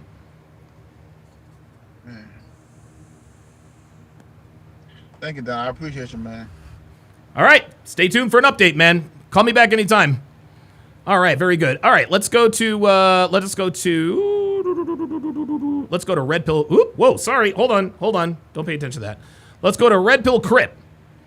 I like that name. Red Pill Crip. What's going on, brother? How you doing, man? What's up? Hey, Donovan Sharp, man. Love you, brother. Hey. Where you calling me from? Kansas City, Missouri. Oh, KC, very good. What's on your mind, RPC? Man, you know what? I see that Eagles thing behind you, and I still love you, brother. I ain't mad at you. Yes, sir. Yes, sir. Hey, look, check it out. Hey, look, y'all got us in 57. We got y'all in 59. I think we can call it even. Yeah. And here's the thing. We'll talk. And here's the thing. Yes, I know the world hates the Kansas City Chiefs, but as an Eagles fan, I can sit here and tell you unequivocally, one drive for my life, less than a minute to go, one timeout, we need a touchdown to win. Guess who I want with the football? I want number 15 in red. So there you go. You feel me? Patrick Mahomes, listen, he had an off year. He's still the best quarterback in the league. So anyway, go ahead. Absolutely. No, love, bro. And you know what? I really wanted to, It's a lot I want to say, bro. I've been watching for so long. Let's do It's it. just what one thing I do want to say is I really commend you and Myron, bro. I love y'all's relationship. I feel like y'all's loyalty is different, and it's something that needs to be like. If you don't like Donovan Sharp, if you don't like Myron Gaines, study y'all's relationship and Yeah, be like, even if you don't like what they say, they got something that you need to find a friend like that. You need to find somebody that you can really call a friend. So I definitely absolutely. love that. Absolutely. That's Me just too. that's just number one. And then I also love what y'all preach. And you got so much humility, bro. Like when you was talking about like I remember it was about 2 or 3 years ago, bro, and you was talking about like how this girl and you just kept going back to her and you kept going back to her. You know what I'm saying? And it's like, bro, I ain't got the courage to talk about how much of a coward I was or how much that I really messed with this chick that didn't like I'm sleeping with the enemy for so long and you just Right, put right, it right. out there. Yeah, man. I mean, the thing is this: the reason I'm so open and honest about my shortcomings with women is because everybody like nobody comes out of the womb a womanizer. Like, and we say this all the time. Men, we have to build value. Women simply have to preserve it. And when we say build value, we have to learn. We got to learn about life. We got to learn about money, finances, women, all that other kind of stuff. This is, I don't know. This is just kind of how it is. But I have a hard time trusting someone if I'm not aware of their failures. Nobody is perfect. Nobody bats 1,000 with women ever. And I think it makes me more relatable when I talk about my losses, when I talk about my L's, because then you guys are like, okay, he's talking about his L's, so maybe I can trust this guy, because when I talk about my successes, it lends a little more credence to it. And I say it all the time. For every story that I tell you guys about how I got over on some big-titted blonde stripper, dude, I've got 37 embarrassing L's to counter all of that. So and the thing is I think the reason why I'm able to be so honest is because I don't have an ego. Okay, I have suffered many ego deaths. So my confidence doesn't, and see the difference between ego and confidence is ego comes from the outside, right? You don't puncture someone's confidence. You can shake their confidence, but you can't puncture someone's confidence because it comes from within. And ego is easy to pop because a person's ego is literally dependent upon what other people say that they think about him. So all it would take to puncture someone's ego is to stop saying nice things about them or actually be critical of them. This is why I do what I do. Right. Okay. Gotcha. Nah. And you know what? And I'm studying that. And that's why I said, like, I even hear you say sometimes, like, bro, I'm the coldest. Like, the way you do your thing to your reaction channels to everything, it's just like you have confidence. And I don't think it has nothing to do with ego because Sure. you also step into the realm of humility. And Right. it's a dope ass balance. Like, you and Myron, bro, like, I'm telling you the work ethic to the and I'm just giving you your flowers, bro. This ain't even no subject matter. Just like I watch y'all and I'm like, okay, this is the recipe for success. Just because of Absolutely. how y'all move and the way y'all are, you humble and say like, yeah, I done took L's. A lot of people, a lot of the coaches that talk about like dating women and stuff, they only talk about wins, bro. And it's crazy. It's like, bro, you don't always win. Stop. Dude, Come on, it's bro. yeah. The thing is this. Listen. At some point, and I don't know how familiar you are with sports, but at some point, we were all Stephen Curry running around Davidson with his jersey hanging off, hoisting up threes from his hip. Right? It took a lot of practice. It took a lot of missed threes. It took a lot, dude. Stephen Curry had bad ankles. You know what I mean? A lot of people don't realize that. A lot of people don't realize Stephen Curry didn't really become Steph Curry until like maybe year 4 or 5. That's when things popped. And of course, now he's the greatest shooter ever. The point is that Stephen Curry has missed a lot more shots than he has made. And he is willing to admit that, hey, here's what I did wrong. Here's what you don't need to do. That's just what that's the way I look at it. Right. Yeah, nah, and I definitely salute y'all for that. But I think overall, what I really wanted to, you know what I'm saying, come on. I was in the stream when KS passed, and you Oh, you yeah. talked about like how Kevin Samuels didn't and this is hold on, let me just say this. I'm from the hood, like I'm from Kansas Okay. City, Missouri, 64108. If you wanted to look the zip code up and look up how we move, I believe you, man. Yeah. I, I didn't like well like and I agree with you because I believe it was very true what you said that fact that Like when when they had that 6 hour stream, Myron was saying he just kept telling us move the time. Like your show's interrupting with my audience and all this, and Yeah. they did it, and they did it, Yeah. and they did it, and they Yeah. kept pushing, and like you know what I'm saying. And you got put in the middle of that, bro. And the way you handled it, I just want to salute you for that. Like I don't know, Oof. maybe this is just a you don't understand. Sometimes that is a real hard place to be in, dog. And in Bruh. between, like a lot of people are Donovan Sharp in life with Sure. situations like that. Like you got to Yeah. choose between your mom and your wife. You got to choose between your coach and your father. Like just certain things. Right. But like the way you handled that, dog. Like bro, you made me not like Kevin Samuels for like 2 weeks, but then I went back because I was like, he is Oh my God. that. Well, listen, man. I think Bro, I was mad, bro. I I was know. upset. I'm like, bro, what the? Why was he so mad at Myron that he? Because I don't think it had nothing to do with Fresh. No. I No. think I think that he had a real personal like he's like they're going to steal some of my, you know what I'm saying, like Yeah, some of my yeah. It light. was, But it was purely with, and Kevin is, dude. He's probably the smartest person I've ever met in my life. Like he is just absolutely brilliant. One thing he had in spades was a lot of business sense, and I think, and Kevin was very. I remember Kevin. I remember we had many conversations. He says at some point I want to become platform agnostic, and that made all the sense in the world to me. And he was well on his way to doing that. But yeah, the whole Kevin versus Myron thing, that was probably one of the most difficult situations I've ever been in my life. To have two people that I love very much who cannot stand each other, it was an incredibly difficult position to be in. But listen, I handled it as best I could. Hopefully Kevin's up there saying, "Hey, Donovan, like I understand," but we're all, at the end of the day, man, we're all flawed individuals. I just recently came out and told everyone that I've been, and by the way, guys, I'm 11 days alcohol free, so I haven't had a drink in 11 absolute, days. Yeah, I appreciate that. But yeah, like I've had an alcohol problem for years, and I had no idea that I had this alcohol problem, right? And so that's one of the many flaws that I have. Myron has his flaws, so did Kevin.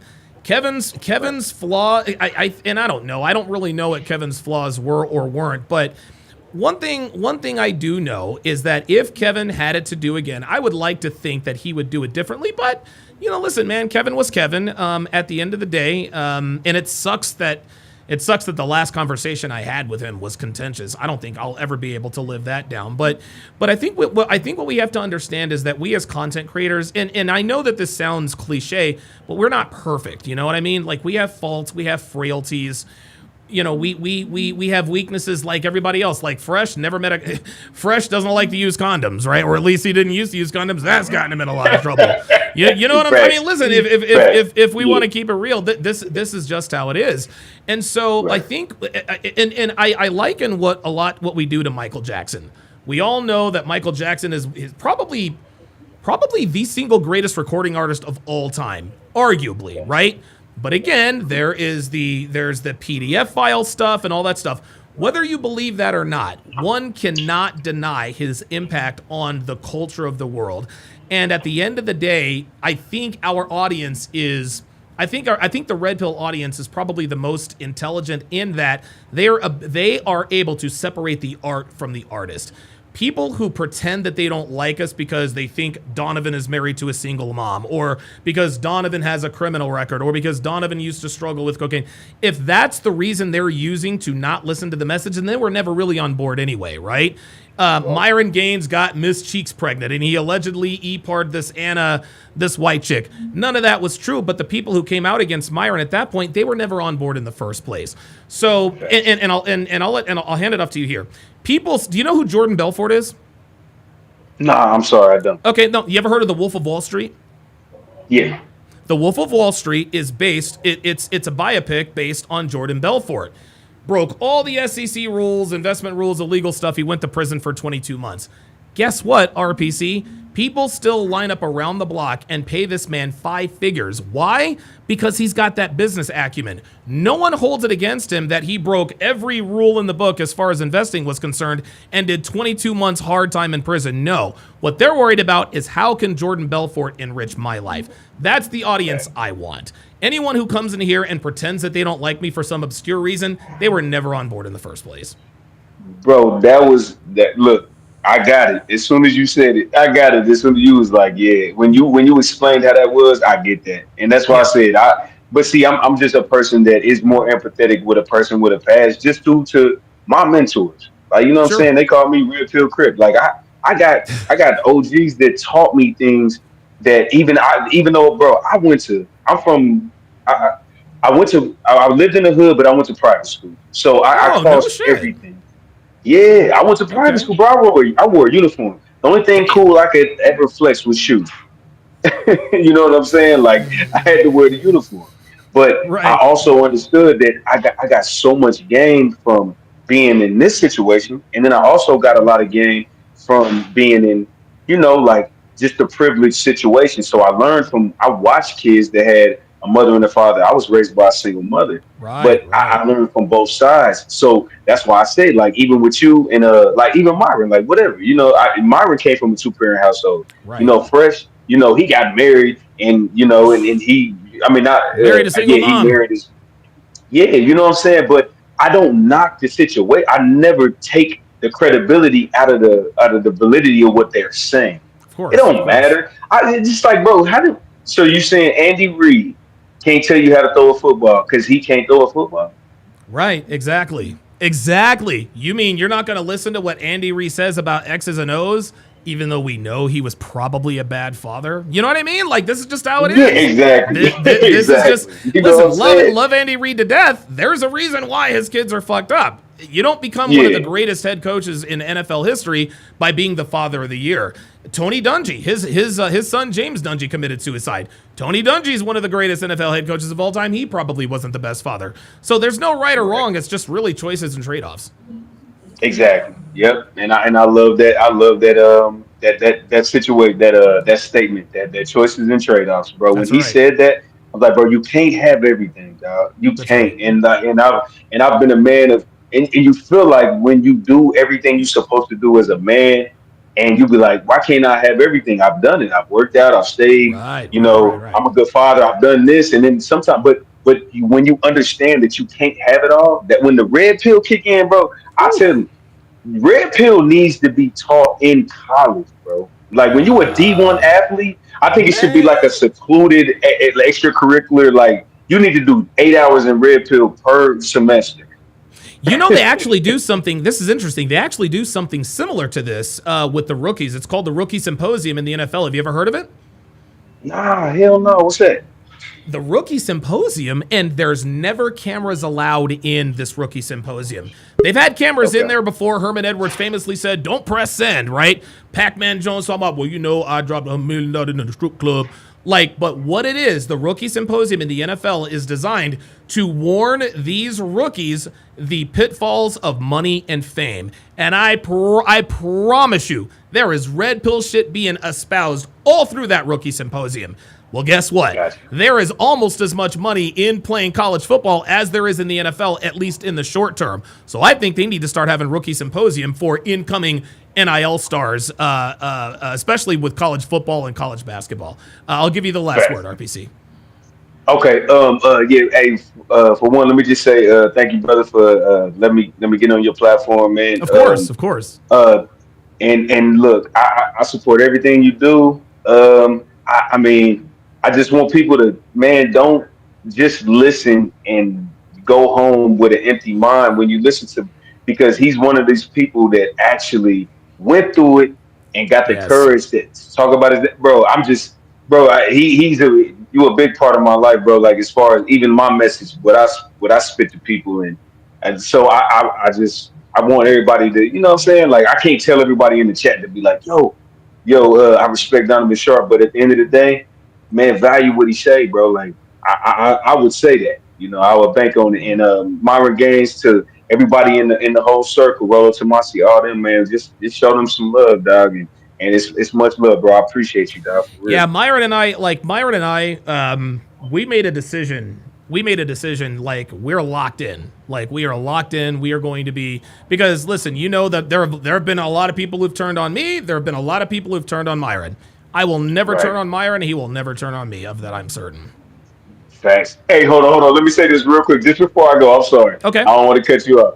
No, But you're right. bro, Myron went out in Miami streets last night and did the live stream. Did he really? 25 minutes later, 25 minutes later, he was reacting to his own content. When you talk about work ethic, man, if you don't like his, I don't care what you don't like about Myron and Donovan, bro. Watch the work ethic. If you want to succeed and you want to be a fucking string, I'm sorry if I'm that's You all wrong. right? No, go ahead. If you want to apply pressure in this game, watch people like Myron, Donovan, Rolo. Watch these people, dog. I'm telling you, bro. And I'm not just up here to kiss y'all's A or none of that. I want y'all to understand. This man went and did a 2-hour stream on the street and came home 30 minutes later in his studio reacting to his Straight own up. content, bro. That dude is a thoroughbred, man. He is a fucking thoroughbred, dude. I thought I worked hard, dude. I ain't got nothing on that, Facts. dude. Red Pill Crip, Facts. thanks for chiming in, man. You're welcome on anytime, my guy. Absolutely. Thank you, brother. Appreciate you, bro. Absolutely. Red Pill Crip out of Kansas City, Missouri. You know what's interesting? I've had a hankering for some Kansas City barbecue. Let me read some super chats here. We also got a Cash App. Dr. B84 with the $10 super chat says, women play Grandmaster chess and can checkmate in 1 to 2 moves, while most guys might barely know how to move 1 to 2 chess pieces. This is not about chess. Wow, that was wow. Let me give you a Don DeMarco for that, dude. Damn. Absolutely. Beats All Young and Attractive says, call on me next, Donovan. My name is Kirschnick with the $10 super chat. And with that, let us go to Kirschnick. What's going on, brother? Hey, Donovan, can you hear me? I can hear you. Where are you calling us from, Kirschnick? Hey, I'm calling you from New Orleans. New Orleans, Louisiana. What's on your mind, brother? I got this woman who I used to. Can we curse in your program? I don't know. Yeah, you got it. Avoid cursing. No, you're good. No, don't worry about it, man. You So got I it. wanted to fuck this chick, right? Okay. I wanted to fuck this chick. She lives in another country, by the way. So Okay. I wanted to fuck her, and eventually I noticed she was never gonna let me fuck her, so I gave up. So Okay. but we still remain friends. Okay. And we decided we would take like a vacation. I would visit her country, and then we would hang out in her country, and then we would travel to another country. And we did that. And I told her before I came to her country for vacation, I said, listen, we don't have to have sex. We're good. Fuck it. I was like, don't worry about it. We can just be cool friends. Whatever. We're good as friends. So I thought that was the end of that. And I thought we were just going to do vacation and that would be it. And we did vacation, but while I was in her country, I saw some sugar babies. I called some girls up, had them come through the hotel. I fucked them, and she knew about it. Sure. And it shouldn't matter because me and this girl we're just friends, right? So it's Sure. no reason for her to be jealous.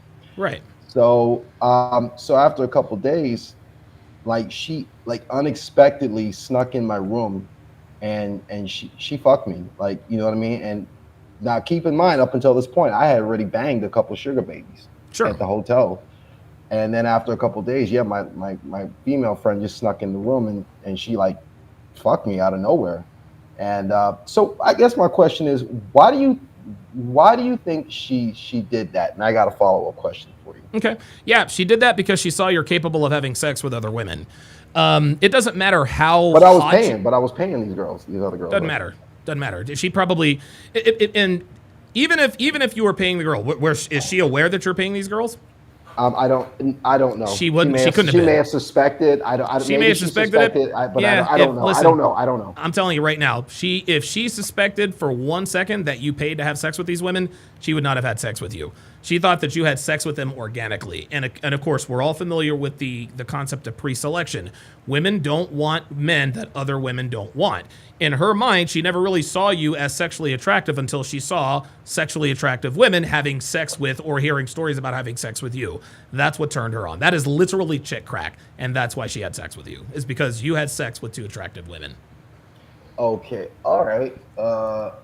So let me ask you this. So after vacation, I came back to the States, and she's still flirting with me and all this stuff. And she's calling me every day, talking to me every day. And I realized, and when I asked her the question, I said, could you ever see us in a relationship? She said, I don't think so. So why do you think she kept flirting with me after I came back to the States, kept calling me, kept texting me, all that just to tell me, no, she's not interested in a relationship? Because she's only interested in having sex with you. She had sex with you. She got that out of her system, and she's just no longer interested. The reason why she's flirting with you, even though you're back in the States, free attention. That's it. And just because she doesn't want a relationship with you doesn't mean she doesn't want to have sex with you. Now, let me ask you this. Have you had sex with her since you got back to the States? Oh, no, she lives in the other country. Oh, that's right. Yeah. Two different countries. Yeah. So sorry about that. Yeah. The reason why she continued to flirt with you is just to give herself something to do. Women will flirt with guys just to pass the time. Like, they could be sitting there sort of, throwing pencils into the ceiling. They've got nothing to do, no meetings. Let me hit up blah, blah, blah, blah, blah, and get some free attention. Girls they love to flex their sexual attractiveness muscles. They love it. Attention is the number one commodity for girls. They seek attention when they're happy, sad, bored, glad. It doesn't matter. That's interesting. All right. Well, hey, thanks. I guess thanks for answering my question, though.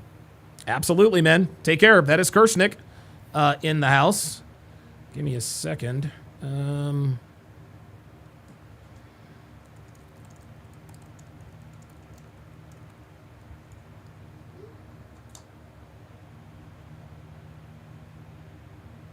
Okay, there we go. All right, sorry about that. Okay, very good question. Yeah, Kirshnik asks very, very good questions, man. What we have to understand is that women love attention. They love attention. They love attention they don't have to work for. Shout out to Brandon M with the $20 Cash App. Appreciate that. He says, thank you for your support, Brandon M. I think that's probably Mac in the chat, I think. Brandon Mac, call you B Mac.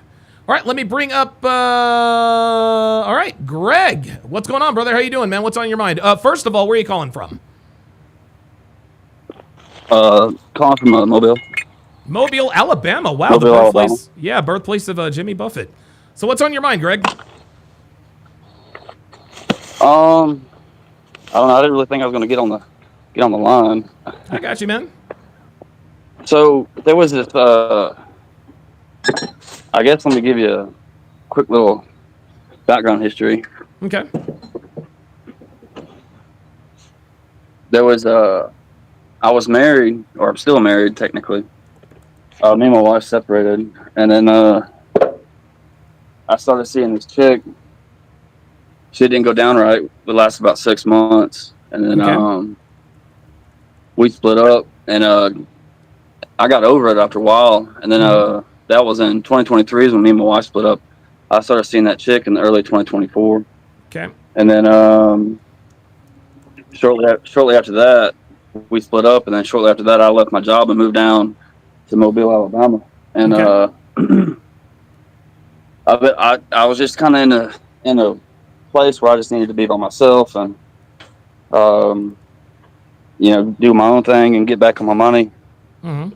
And I moved down here, and then after I spent December and January here, in February, I went to the bar and just to have a beer. I wasn't looking for nothing, and there was this chick there, and she just kind of so happened to sit beside me, and it was kind of random because she wasn't looking for nothing either.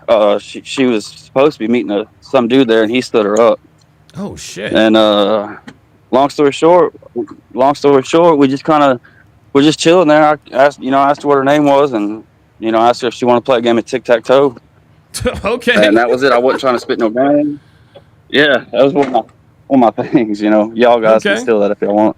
I got you, man. But because it's real innocent and real playful, and it's people girls don't like most of the girls like looking for pickup lines and shit like that, and I'm Yeah. just like, no, I'm good.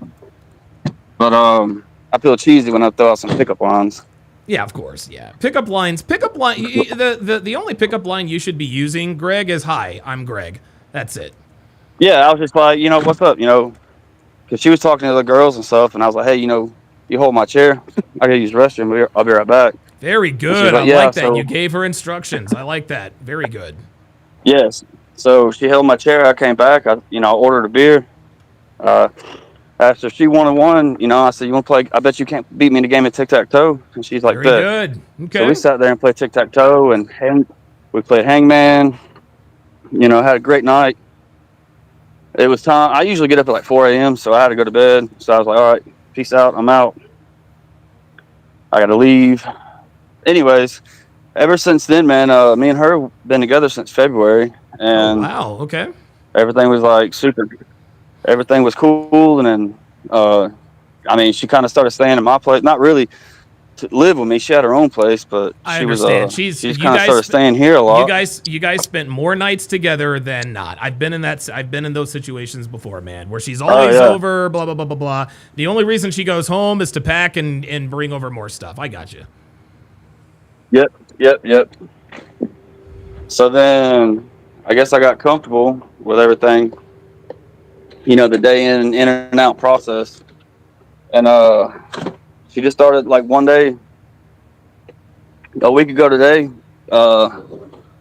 She woke up Saturday, and we were gonna go to church, Mm-hmm. and so I got up. It was like 7 o'clock. I got up, started cutting grass because I needed to finish cutting grass, and I came back in, tried to wake her up. She wouldn't wake up. Came back. She was like, "Hey, it's like 9:30. We got to be at church at like 10." And she just basically, anyway, she said, "Screw it. We'll just watch it on TV." So we watched it on TV. And after the session was done, she's like, kind of looked at me and said, "I think I need to go home. I think I just need we can date. We can continue dating and stuff, but I just think I need my space." And Oh boy. well, she did break her foot, but I mean, I was taking care of her here, like I shave her leg and shit like that in the shower and make sure she got clean and everything. But she's like, "Yeah, I think I need to move on back to my house, and we can still date and everything, but I think I'm just gonna move on back to the house." Yeah. And I just basically told her, I was like, "You know what? It's cool. I appreciate the time we had together and stuff like that, and it's all good. I hope you get all your stuff out of here. It's no big deal." But what I've seen in the past is, when a chick just automatically just comes up with that, they already done checked out. They ready to go. So I was just like, don't even worry about it. I hope you keep your shit together, And then we kind of had like a little like it went on like 2 hours, and finally got all her stuff in her car. I got her in her car because she's using like a little walker or whatever, Okay. little scooter to scoot around on. Okay. And she left. I told her, "Hey, I love you. See you later. Did she reciprocate? And then Did she tell you that she loved you back? yeah, she said, yeah, she's like, I love you too, this and that. And Okay. but her whole problem was, she told me I was too busy with work. I was too busy with trying to I'm still married, so it's like I ain't trying to throw all this shit out there because I can get fucked up. Of course. No, I got you. But she's like, you're too busy with this, too busy with that. You ain't got time for me. You're always either working on a car, you're either at work, you're mowing the grass, you're doing something. I want to go on vacation, and I'm just, yeah. I bought the little place that I'm in now because, it was just me. But so I moved her in here, and it's too small for two people. I got a little cabin out, but. Okay. But I don't know, like she kind of left, and I kind of hurt my feelings a good bit, Okay. and I don't really know what to do like now because I'm probably about to change jobs, and I moved down here, and I wasn't staying for her, but like my job ain't really working out down here, so I'm thinking about Okay. moving. Yeah. And it's been a week, and go ahead. No, you said it's been a week, and then what? What's happened in that week since she left? Yeah, it's been a week. Well, I've talked to the supervisor at my work, and he's just kind of like, I don't really think he's feeling it. I ain't really feeling my job down here either. So I'm thinking about going back to my house where my wife's living. But I kind of want to let her know, like, that I miss her, that I hope things work out in the end. Maybe I get to see her again and all that stuff, but I don't know how, like, I think we're kind of like on no contact right now. And I'm just like, she's kind of being like avoidant and shit. Mm-hmm. So, and I'm going to tell y'all, let me, something for the audience. Like, Okay.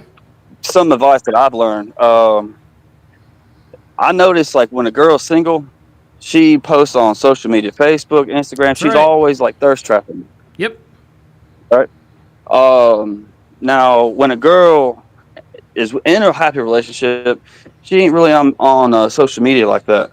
Nope. Mm-mm. And if she is on social media, she's just talking about her. She's talking about her relationship. But on the flip side, if a female does not want you knowing what the fuck she's doing, she will ghost social media altogether. Yep. She absolutely will. So, because people, and it's funny because a buddy of mine, I used to know a guy in Vegas who used to work for, he used to repo cars. And he said, dude, the easiest way to find cars is just to look on Facebook. They're always posting on Facebook where they are, what they're doing. He's like, yeah, well, how did you find me? Well, you put on Facebook that you were here. I checked in like 5 minutes ago. Okay, so let me ask you some basic questions here. So, yeah, sure. So she had been with you this entire time. She basically lived with you. She broke her foot, all that other kind of stuff. Did she ever leave the house while you were there? Yeah, she's a teacher, so she'd work. She'd go to work. I get up before she did. We go to bed at the same time. But she'd get up and my place is closer to the school where she was teaching. And now it's summertime, and she's like, oh, she did tell me it's summertime. We're supposed to have fun and relax over the summer. But I told her to get on the job. Yeah, but, I think. But yeah, she'd go to work, and then go ahead. She'd go to work, and then go ahead. She just, she'd go to work and she'd get off work, and it was her whole life was about me and doing things with me and shit like that. But, when she got out, when they let her out of school and everything, she just kind of was chilling here at the cabin. She could have left anytime she wanted and went home, and she did. She had gone and seen her friend and went kayaking with a friend in Mississippi and shit like that. She'd go see her mom or whatever. Yeah. I didn't hold her hostage, because the last relationship she was in, she said that she was in it for 6 months and she was already checked out, but she stayed in it because she had nowhere to live. I was like, I want you, don't get rid of your place, keep your place. And I don't want you to ever feel like you're hostage here. If you ever need to leave or whatever, you can go. It's going to hurt my feelings a lot, but yeah, but I'm not your father. I can't tell you what you can or can't do. Yeah, this is pretty simple, man. There's somebody else on her radar, man. Women don't all of a sudden. Yeah. And the thing is women don't all of a sudden change the way they move for just no reason. There's someone on her radar, and right now she is dipping her toe in the water. What she wants to do is she wants to gauge the interest of this other guy, but she doesn't want to let you go. That's why she made it very clear to you. She's like, hey, look, I'm going home. We can still date, but I need my space. All that you needed to hear from that was, I need my space.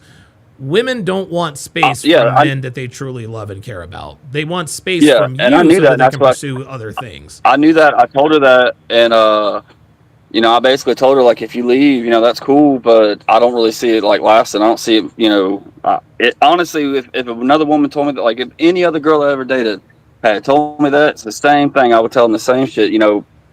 I probably wouldn't have told them, but I did tell her. I was like, you're gearing up to get ready to go.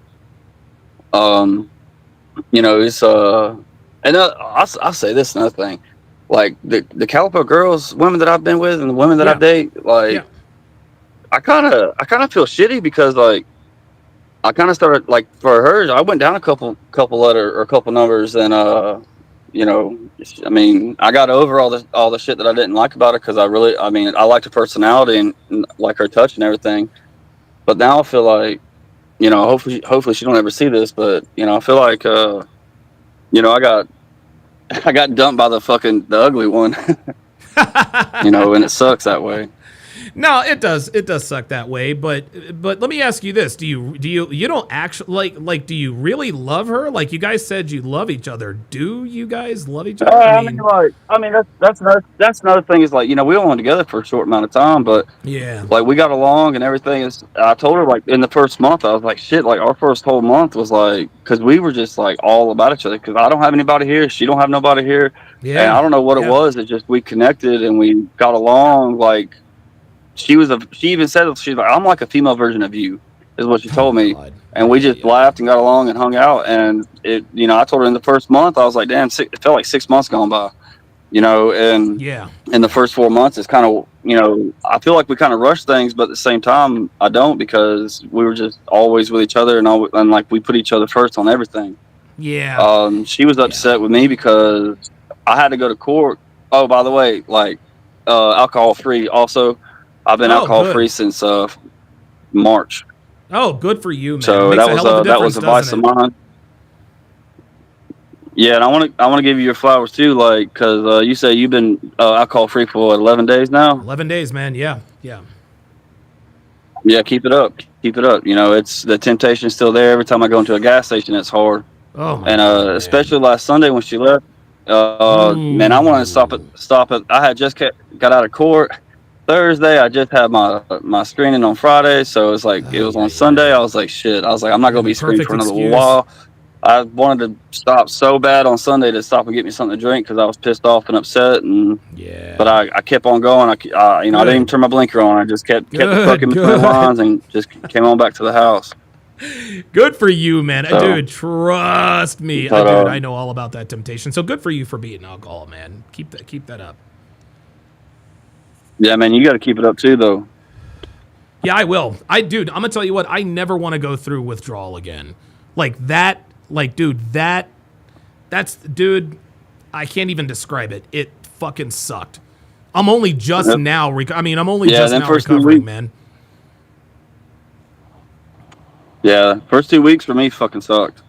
Oh God, man, Jesus Christ. I'm fortunate because I still got to. Go ahead. Yeah, I'm fortunate because I had been like, dude, I honestly, man, I would say like the beginning of the pandemic. That's when I started drinking regularly, but I would only drink to go to sleep. And I'd get on my highs and lows, and sometimes I'd stop for a week, sometimes I'd stop for a month, but eventually I would go back. But this last time I was on a 2-week bender, man. I don't even know how I functioned. I have no idea how I functioned. But I'm very fortunate because I'm only on day 11 and I already feel fantastic. So maybe it's because I wasn't drinking heavily for too long, but either way, I never ever ever want to go through alcohol withdrawal ever again, man. Yeah. So starting like February is when I started easing myself off of it because I didn't want to quit cold turkey. And I only drink beer. I didn't drink liquor, but I started drinking just to fall asleep too because I got addicted real bad onto like Tylenol PM and stuff, like sleep medication. And I changed shifts at my job, so I was trying to go to bed earlier. And so I just started drinking and I got started back in like 2012 when I started drinking, and then it just turned into an everyday thing, and I did it for years. Yeah. Like I know my whole marriage, I drink every day. Man. But I'm sober now. It's saving a lot more money too. At some point, it becomes a bill. It is. You always, and I think the worst part about that is we'll get back on the. We'll get back on the original subject in a second. But the crazy thing about it's like you drink and like you run out. You always make sure you have more for the next day, because I hate like those nights that it's like I ran out. I'd hop in my truck or a car or whatever and go get more. And I done drank about 7 or 8 beers, and that's never a good thing. So, there I am fucking self-snitching on myself. Yeah, man, but this is what alcohol does to you, man. It wasn't nothing to go get. It's such a bad addiction. I found myself, driving, intoxicated just to go get more beer. So I know I went to sleep and I had at least one left over. Yep. I hated that feeling of not having enough. Yeah, man. It's a vicious cycle. The way I got swallowed up is I would drink to go to sleep, and at first you sleep all through the night, but the more you do it, the earlier you start waking up. And there was probably a good 3 or 4 month stretch where I was drinking to go to sleep. I'd wake up at 1, 2 in the morning. I couldn't go back to sleep, so you have to drink to get back to sleep. It's just it's a vicious cycle, man. It really is. Congratulations for getting off. Yeah, I was almost like sleeping like. Yeah, congratulations you too, man. You just got to keep it up. That's the hardest thing is to not stop or go to a gas station. You know, I traded one vice for another. Now I'm on energy drinks. So, well, energy drinks are better for you, I guess, than alcohol, I guess, in the long run. But hey, we all have our vices, right? I don't know. I mean, you trade your repairable liver for hypertension, whatever. There you go. At least it's legal. Go. Absolutely, man. That's exactly right. So, but I don't know, man. Anyways, like, get back to this point. It's like, so I done decided that I'm probably gonna.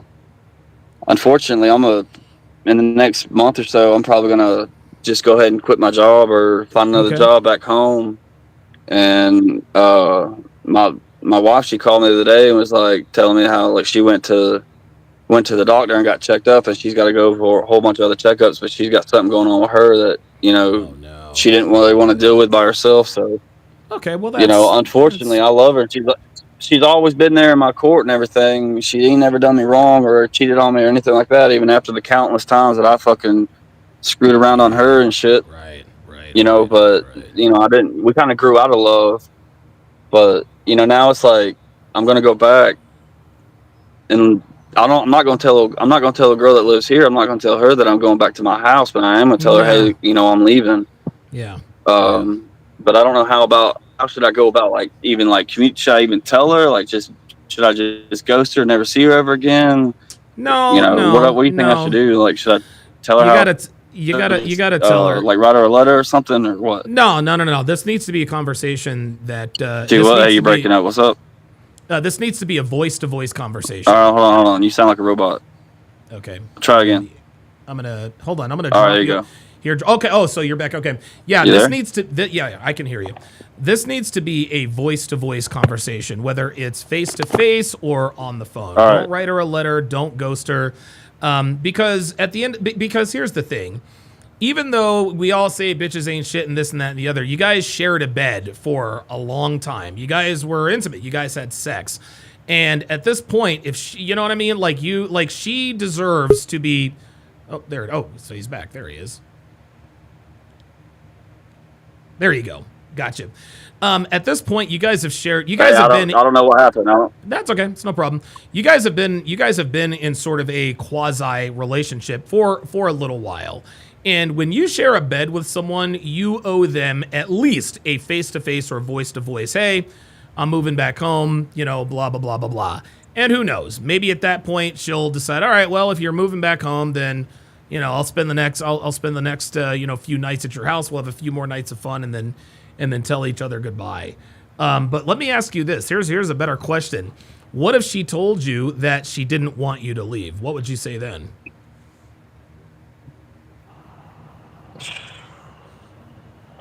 Man, I don't even know. Like, she's gonna have to come on with some, because she left me. So yeah, she's gonna have to.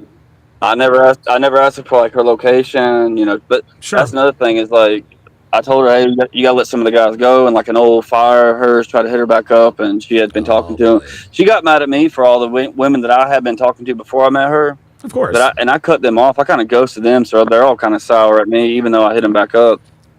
And like kind of say, hey, I met a chick, and they're like, oh, we figured that. Yeah, but of course. The girls kept hitting me up, and in the beginning of the relationship, she didn't know. She's like, who's that? You need to stop talking to them. Blah blah blah. I was, okay. And she got mad at me for like having conversations with them, even though like without telling her. And then one day, like some dude, and I'm like, who's that? And she's like, some guy named Austin that I used to talk to hit me up, and I was like, how long y'all like, she showed me the conversation. I was like, well, damn, when are you going to tell me old dude was hitting you up? And I didn't really care, but like, yeah, you did. It was kind of like, I cared, but like, I wasn't like, I was like, you know, if you want to be with him, go with him. You know, Yeah, right, but like, when the fuck are you gonna tell me? Because you got on to me about not telling you. Right. So it goes both ways. Yeah. So Yeah, I let listen, it go because I'm not really worried about that. I'm not really sweating it. Here's the thing. In the future, never stop talking to other girls. Never, ever, ever, ever stop talking to other girls. This is not something, listen, this shouldn't be Yeah, but I was getting necessary, in but trouble. it is. Go ahead.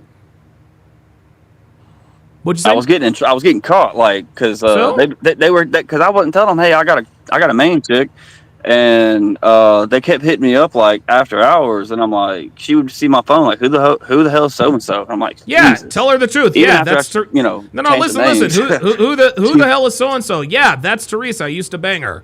Well, why are you talking to her? I don't know. She's texting me. I don't know what she wants. That's how you handle that, Greg. You got to be unapologetic. Because here's the thing, and this, it shouldn't be this way. No. Unfortunately, this is the way modern women have been programmed. Modern women won't stay in line unless they know you have other women in line. You understand what I mean? Those other women, the reason, there's a thing that you have to activate at all times. It's called competition anxiety. Okay, your woman has to know that she is always in competition with other girls. She's got to know. She has to know. And that's the only way she's going to continue to respect you. Again, it shouldn't be this way, but that's the way it is.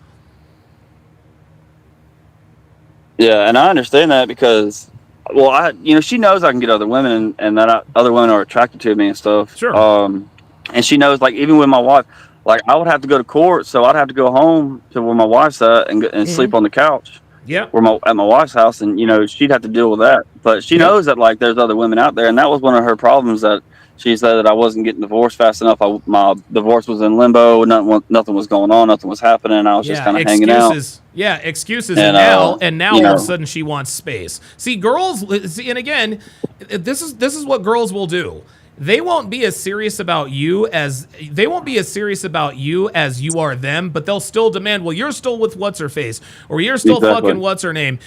You're still no. You're not going to get an elevated level of commitment from me until I am 364% sure that I can get and sustain that. And even then, Greg, never, ever, ever give up access to other girls. Yep, Still I Rise says, never give up your access to other women. Women need competition to stay hot for you. That is 100% true. So in the future, when you are in a situation like this, do not give up access to other girls. Well, I mean, I kept a couple of them on Snap, but they kind of understood what the deal was, so they didn't message me after hours or anything. They knew they could tell me good morning after I messaged them, and then they would know, like, after, like, by the time I got off work, all right, that's enough, leave them alone. But and even I even hit one chick up, and she wanted to meet up, and I wasn't even in the mood because I was still kind of feeling, this girl leaving me. So I was just like, you can come over Friday, whatever. I'm not really in the mood to go out or anything, but you can come over. And she ended up having to reschedule. She had to go pick up her son, but I mean, it is what it is. Sure. But I was going to try to hang out with her, but I think she kind of feels a little sour because I admitted to her, I did I was seeing another chick. Okay, I had to drop you, and I ghosted you because I was seeing another girl. Yeah, but now she ain't. I don't think she's really feeling me no more either. Maybe she is, maybe she won't. But any woman you deal with in the future, Greg, even though you can say, okay, well, she knows I can get other women, and I'm sure she does, but you have to actively show her. You have to actively show. And again, this is called competition anxiety. Because, dude, you can flip it on or off anytime you want to. And if you flip it off for too long, at some point, those things are that muscle memory is going to atrophy, and pretty soon your woman's going to pick up. Wait a minute, he's not really the same as he used to be. Like, that woman just gave him the eyes, and he didn't. I'm not saying to flirt with other women in front of your woman, but you do not give up your access to other women. And here's another thing: if she asks you, "Hey, who texted you?" "Yeah, that was Maria." "Well, what does she want?" "She wants to hook up." I mean, okay, she'll be upset with you. And even if she leaves the house pissed, it doesn't matter, man. She knows at that point women are still after you. You want to know what masculinity is, Greg? And in its truest form, masculinity is simply being honest. That's it. And this is what women respect. Yeah. They respect you when you are bare bones 100% honest. They might not like it, but they will respect it. Who was that? That was Stephanie. you know what? She might get pissed and she might piss and moan and da-da-da-da-da, but guess what? She will respect you not only because another attractive woman is hitting you up, but because you had the balls to tell her the truth. Because 9 out of 10 guys would be like, that's just my friend Rick. And she knows you're lying. See, that's the thing. If a woman knows, if you're dealing with a woman and she knows other bitches are hitting you up, but you're telling her that it's your friend Billy or your friend Rick, she doesn't like that. Okay? She already knows a woman. If she already knows a woman is hitting you up, the least you can do is just be like, yeah, she wants to hook up. Well, why does she want to hook up? Look at her and be like, well, can you blame her? Now, that might get a laugh and that might not be, but you're being honest with her to a fault, and she might not like it, but she will absolutely respect it. Yeah, I mean, yeah, I get that. I can't. There's one person I can't be honest with, and that's my wife. Because if I tell her the truth, then if I straight up tell her what the fuck the deal is, because we're going through divorce and everything, even though I'm moving back there, which I think she's kind of thinking like now that I'm coming back that she won, that she got me or whatever. But yeah, well, you got to take your ego out of it, then I'm financially do what? I said you got to take your ego out of it, but you're right. No, you got to take your ego out of it, but I get it. I understand. Yeah, I can't tell her that. Hey, so all these other bitches I've been fucking while we've still been married. Oh my god! I don't want her to fucking take me to the ringers because she's already, she's already pissed enough. All right, well, I got other callers, Greg. Oh, go ahead.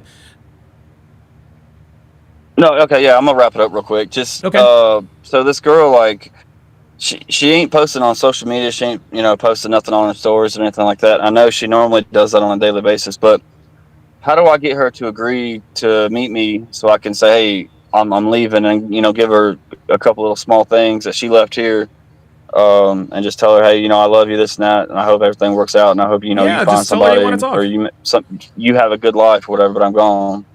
Yeah. So what I don't want her to do is I don't want her to forget about me. I want her to look back at me later on and be like, well, fuck. Well, that would be the way to do it, is to break up with her face to face, tell her how you feel, give her stuff, and move on. That's the only way. That's my advice. I think you're going about this exactly the right way. Hey, it's breaking up. It's breaking up. I got callers. I'm gonna watch it on back. So okay, very good. We'll talk soon. I appreciate you talking to me. Absolutely, Greg. Appreciate that very, very much. Yeah, man. Greg's got. It appears that Greg has a little bit of the one-itis. I get it. I understand it. That's just how it is. All right, let's go to last caller of the day, Black Lemur 2009. Black Lemur, what's going on, brother? How you doing? Can you hear me? I can hear you loud and clear, man. What's going on, brother? You're in Texas, right? Hey. No. I got family out there, but no. Oh, okay. All right. Anyway, so what's on your mind, man? Well, I know we're talking about men's advice, but in this particular situation, I got a family member going off to college. Okay. And I already told her not to wait till 30 to get married because that's stupid. Okay. But, I wasn't a player. Like, I was in a relationship in college, so I'm trying to figure out how to tell her what to look for as far as a guy who wants sexual attention versus relationship attention. I know you have experience with that, dealing with women yourself. So, yeah, man. So we're talking about an 18-year-old young woman who is going off to college. Yes. All right, and you want to impart wisdom on her in terms of what to look out for, et cetera, et cetera. Now, how much? What do we know about this? What do we know about this young woman? Is she virginal? Do you know if she's been sexually active? What's the status there? She's virginal, I believe. Like, she's innocent, virginal. Family stressed purity. So. Okay. Good. Okay. Wow. So she is a virgin. Oh my God! And she's going to a 4-year school, and she's going to be living on campus. Yes. Oh my goodness! Wow! Is she going to an HBCU? Yes. Oh man! Boy, that is going to be a tough ask. You know what, man? My advice, here's the advice that I would give. Here's the advice that I would give to this young woman. Tell her, do not have sex with anybody. Do not lose your virginity to anyone. Don't do it. And if a man says, and she's going to meet some guys there that she is going to want to have sex with. She is a young woman after all. She has thoughts, desires, just like everybody else. But if she meets a guy, and you need to let her know, there are going to be guys that you're going to run up on who are going to promise you relationships. They're going to promise you, yeah, girl, we're going to get married. Okay. Tell her, okay, you want to marry me? Then you will wait for sex. You need to, that is the only thing. And here's the thing, Lemur. When you say wait for sex, that is oral sex, anal sex. Do not let a man's penis enter your body, no matter what. If he really loves you and if he really wants to marry you, then he will wait until your wedding night to have sex with you. And here's the thing. Whatever phrase you use to let someone know how sure you are of something, that is when you need to deploy it. You need to tell this girl, listen, there are a lot of things that I don't know in life, but here's one thing I do know. If you do not lose your virginity to your husband, you are both going to regret it. That is the only thing that I can advise you to do, is to tell her, no matter what, do not have sex of any kind. Okay, that makes sense. Because one thing I did tell her, like, we only make up 12% of the population. Right. Right. That place, if you're going to find a husband, you're most likely to find him there. Because when you get out, you realize, oh, we're only 12%. There's not that much of us. And some people can get sucked into that false sense of, there's a lot of us around here, and there you go, dude. That is a very good point, Lemur. And let her know. Listen, you just have to let her know. You've got to tell her to trust you. If she remains a virgin through college, the world is her oyster. Just let her know she could literally have any man she wants. Any man she wants. And tell her, the reason why women like you are losing out to Becky's is because you guys are fucking every nigga that wants to get a piece. But I'm telling you right now, Lemur, and this is coming from me, Donovan Sharp, I would rather have a virginal black woman than a white slut. I said it. Listen, I'm being dead ass. Here's how much body count matters to me. I would right now, today, I would marry a black virgin over a white woman who even had a 10 body count, 11 days out of 10. That's how powerful that is. You can, listen, if you want to show her this, you can show her this, and you can let her know how I feel about black women compared to snow bunnies, okay? And I don't think I have ever said this. Listen, I don't think I've ever said I'd rather have a black woman than a white woman. But in this particular situation, coming from a man who has fucked more women than I care to admit, I would, dude, 11 days out of 10, Lemur, I would take a virginal black woman over a white girl with a 2 body count. Straight up. I'm not even kidding. Now, of course, there are other mitigating circumstances. Obviously, she can't have the attitude. She can't have this, that, and the third. But as long as she remains fit, feminine, friendly, and faithful and virginal, the world is her oyster, man. Yeah, you're right about that, because the person I married was one, and she just stood out. There you go. It's like, I definitely need to zero in on this one. And so, let her know. Oh, this is another thing. Let her know that if she starts having sex, she will start to move and act like the other 99.9% of women in general. Because just like you said, and tell her how you met. Tell her how you met your wife. Look, the reason I married my wife, she just stood out. Girls who are having sex, they look different, they move different. Shit, they even smell different. Okay? I'm being dead serious. Men who have enough experience with women, we very, very quickly realize, very, very quickly, who the good ones are and who the bad ones are. Real talk. Yeah. Real talk, man. All right. Well, definitely appreciate it. You gave me a lot there. So absolutely, man. Listen, you've got my number, man. Text me anytime, brother. All right. That is Black Lemur. That is Black Lemur 2009. Yeah, man. Yeah, dude. Like, That's the only thing I can think of, man. And god damn, dude, niggas are gonna be throwing dick at this chick. Oh my god. Jesus. I don't know. If I were him, I wouldn't let her. I mean, obviously that's not his daughter. And if it were his daughter, then I don't think he would let her go to a 4-year school. Because I'm going to tell you what, man, the most hazardous thing to a young woman's health is going to a 4-year school, man. Ay. All right, well, the lovely and talented Devin is downstairs making lasagna. And so I am going to take my leave, and I'm going to take my leave. And by the way, I planted all my plants this weekend.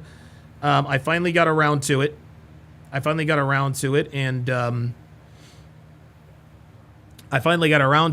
so in a few weeks, my all of my blooms will be bustling. I finally painted the fence. And so the fence no longer looks. It looks good. It looks better. It looks a lot better than it did. I hung up some flowers. Hung up some marigolds. I'm gonna have that backyard looking right. So thank you guys very much. I will see you guys tomorrow afternoon at noon Pacific for TSR Live. Thanks for watching, guys. We'll see you next time.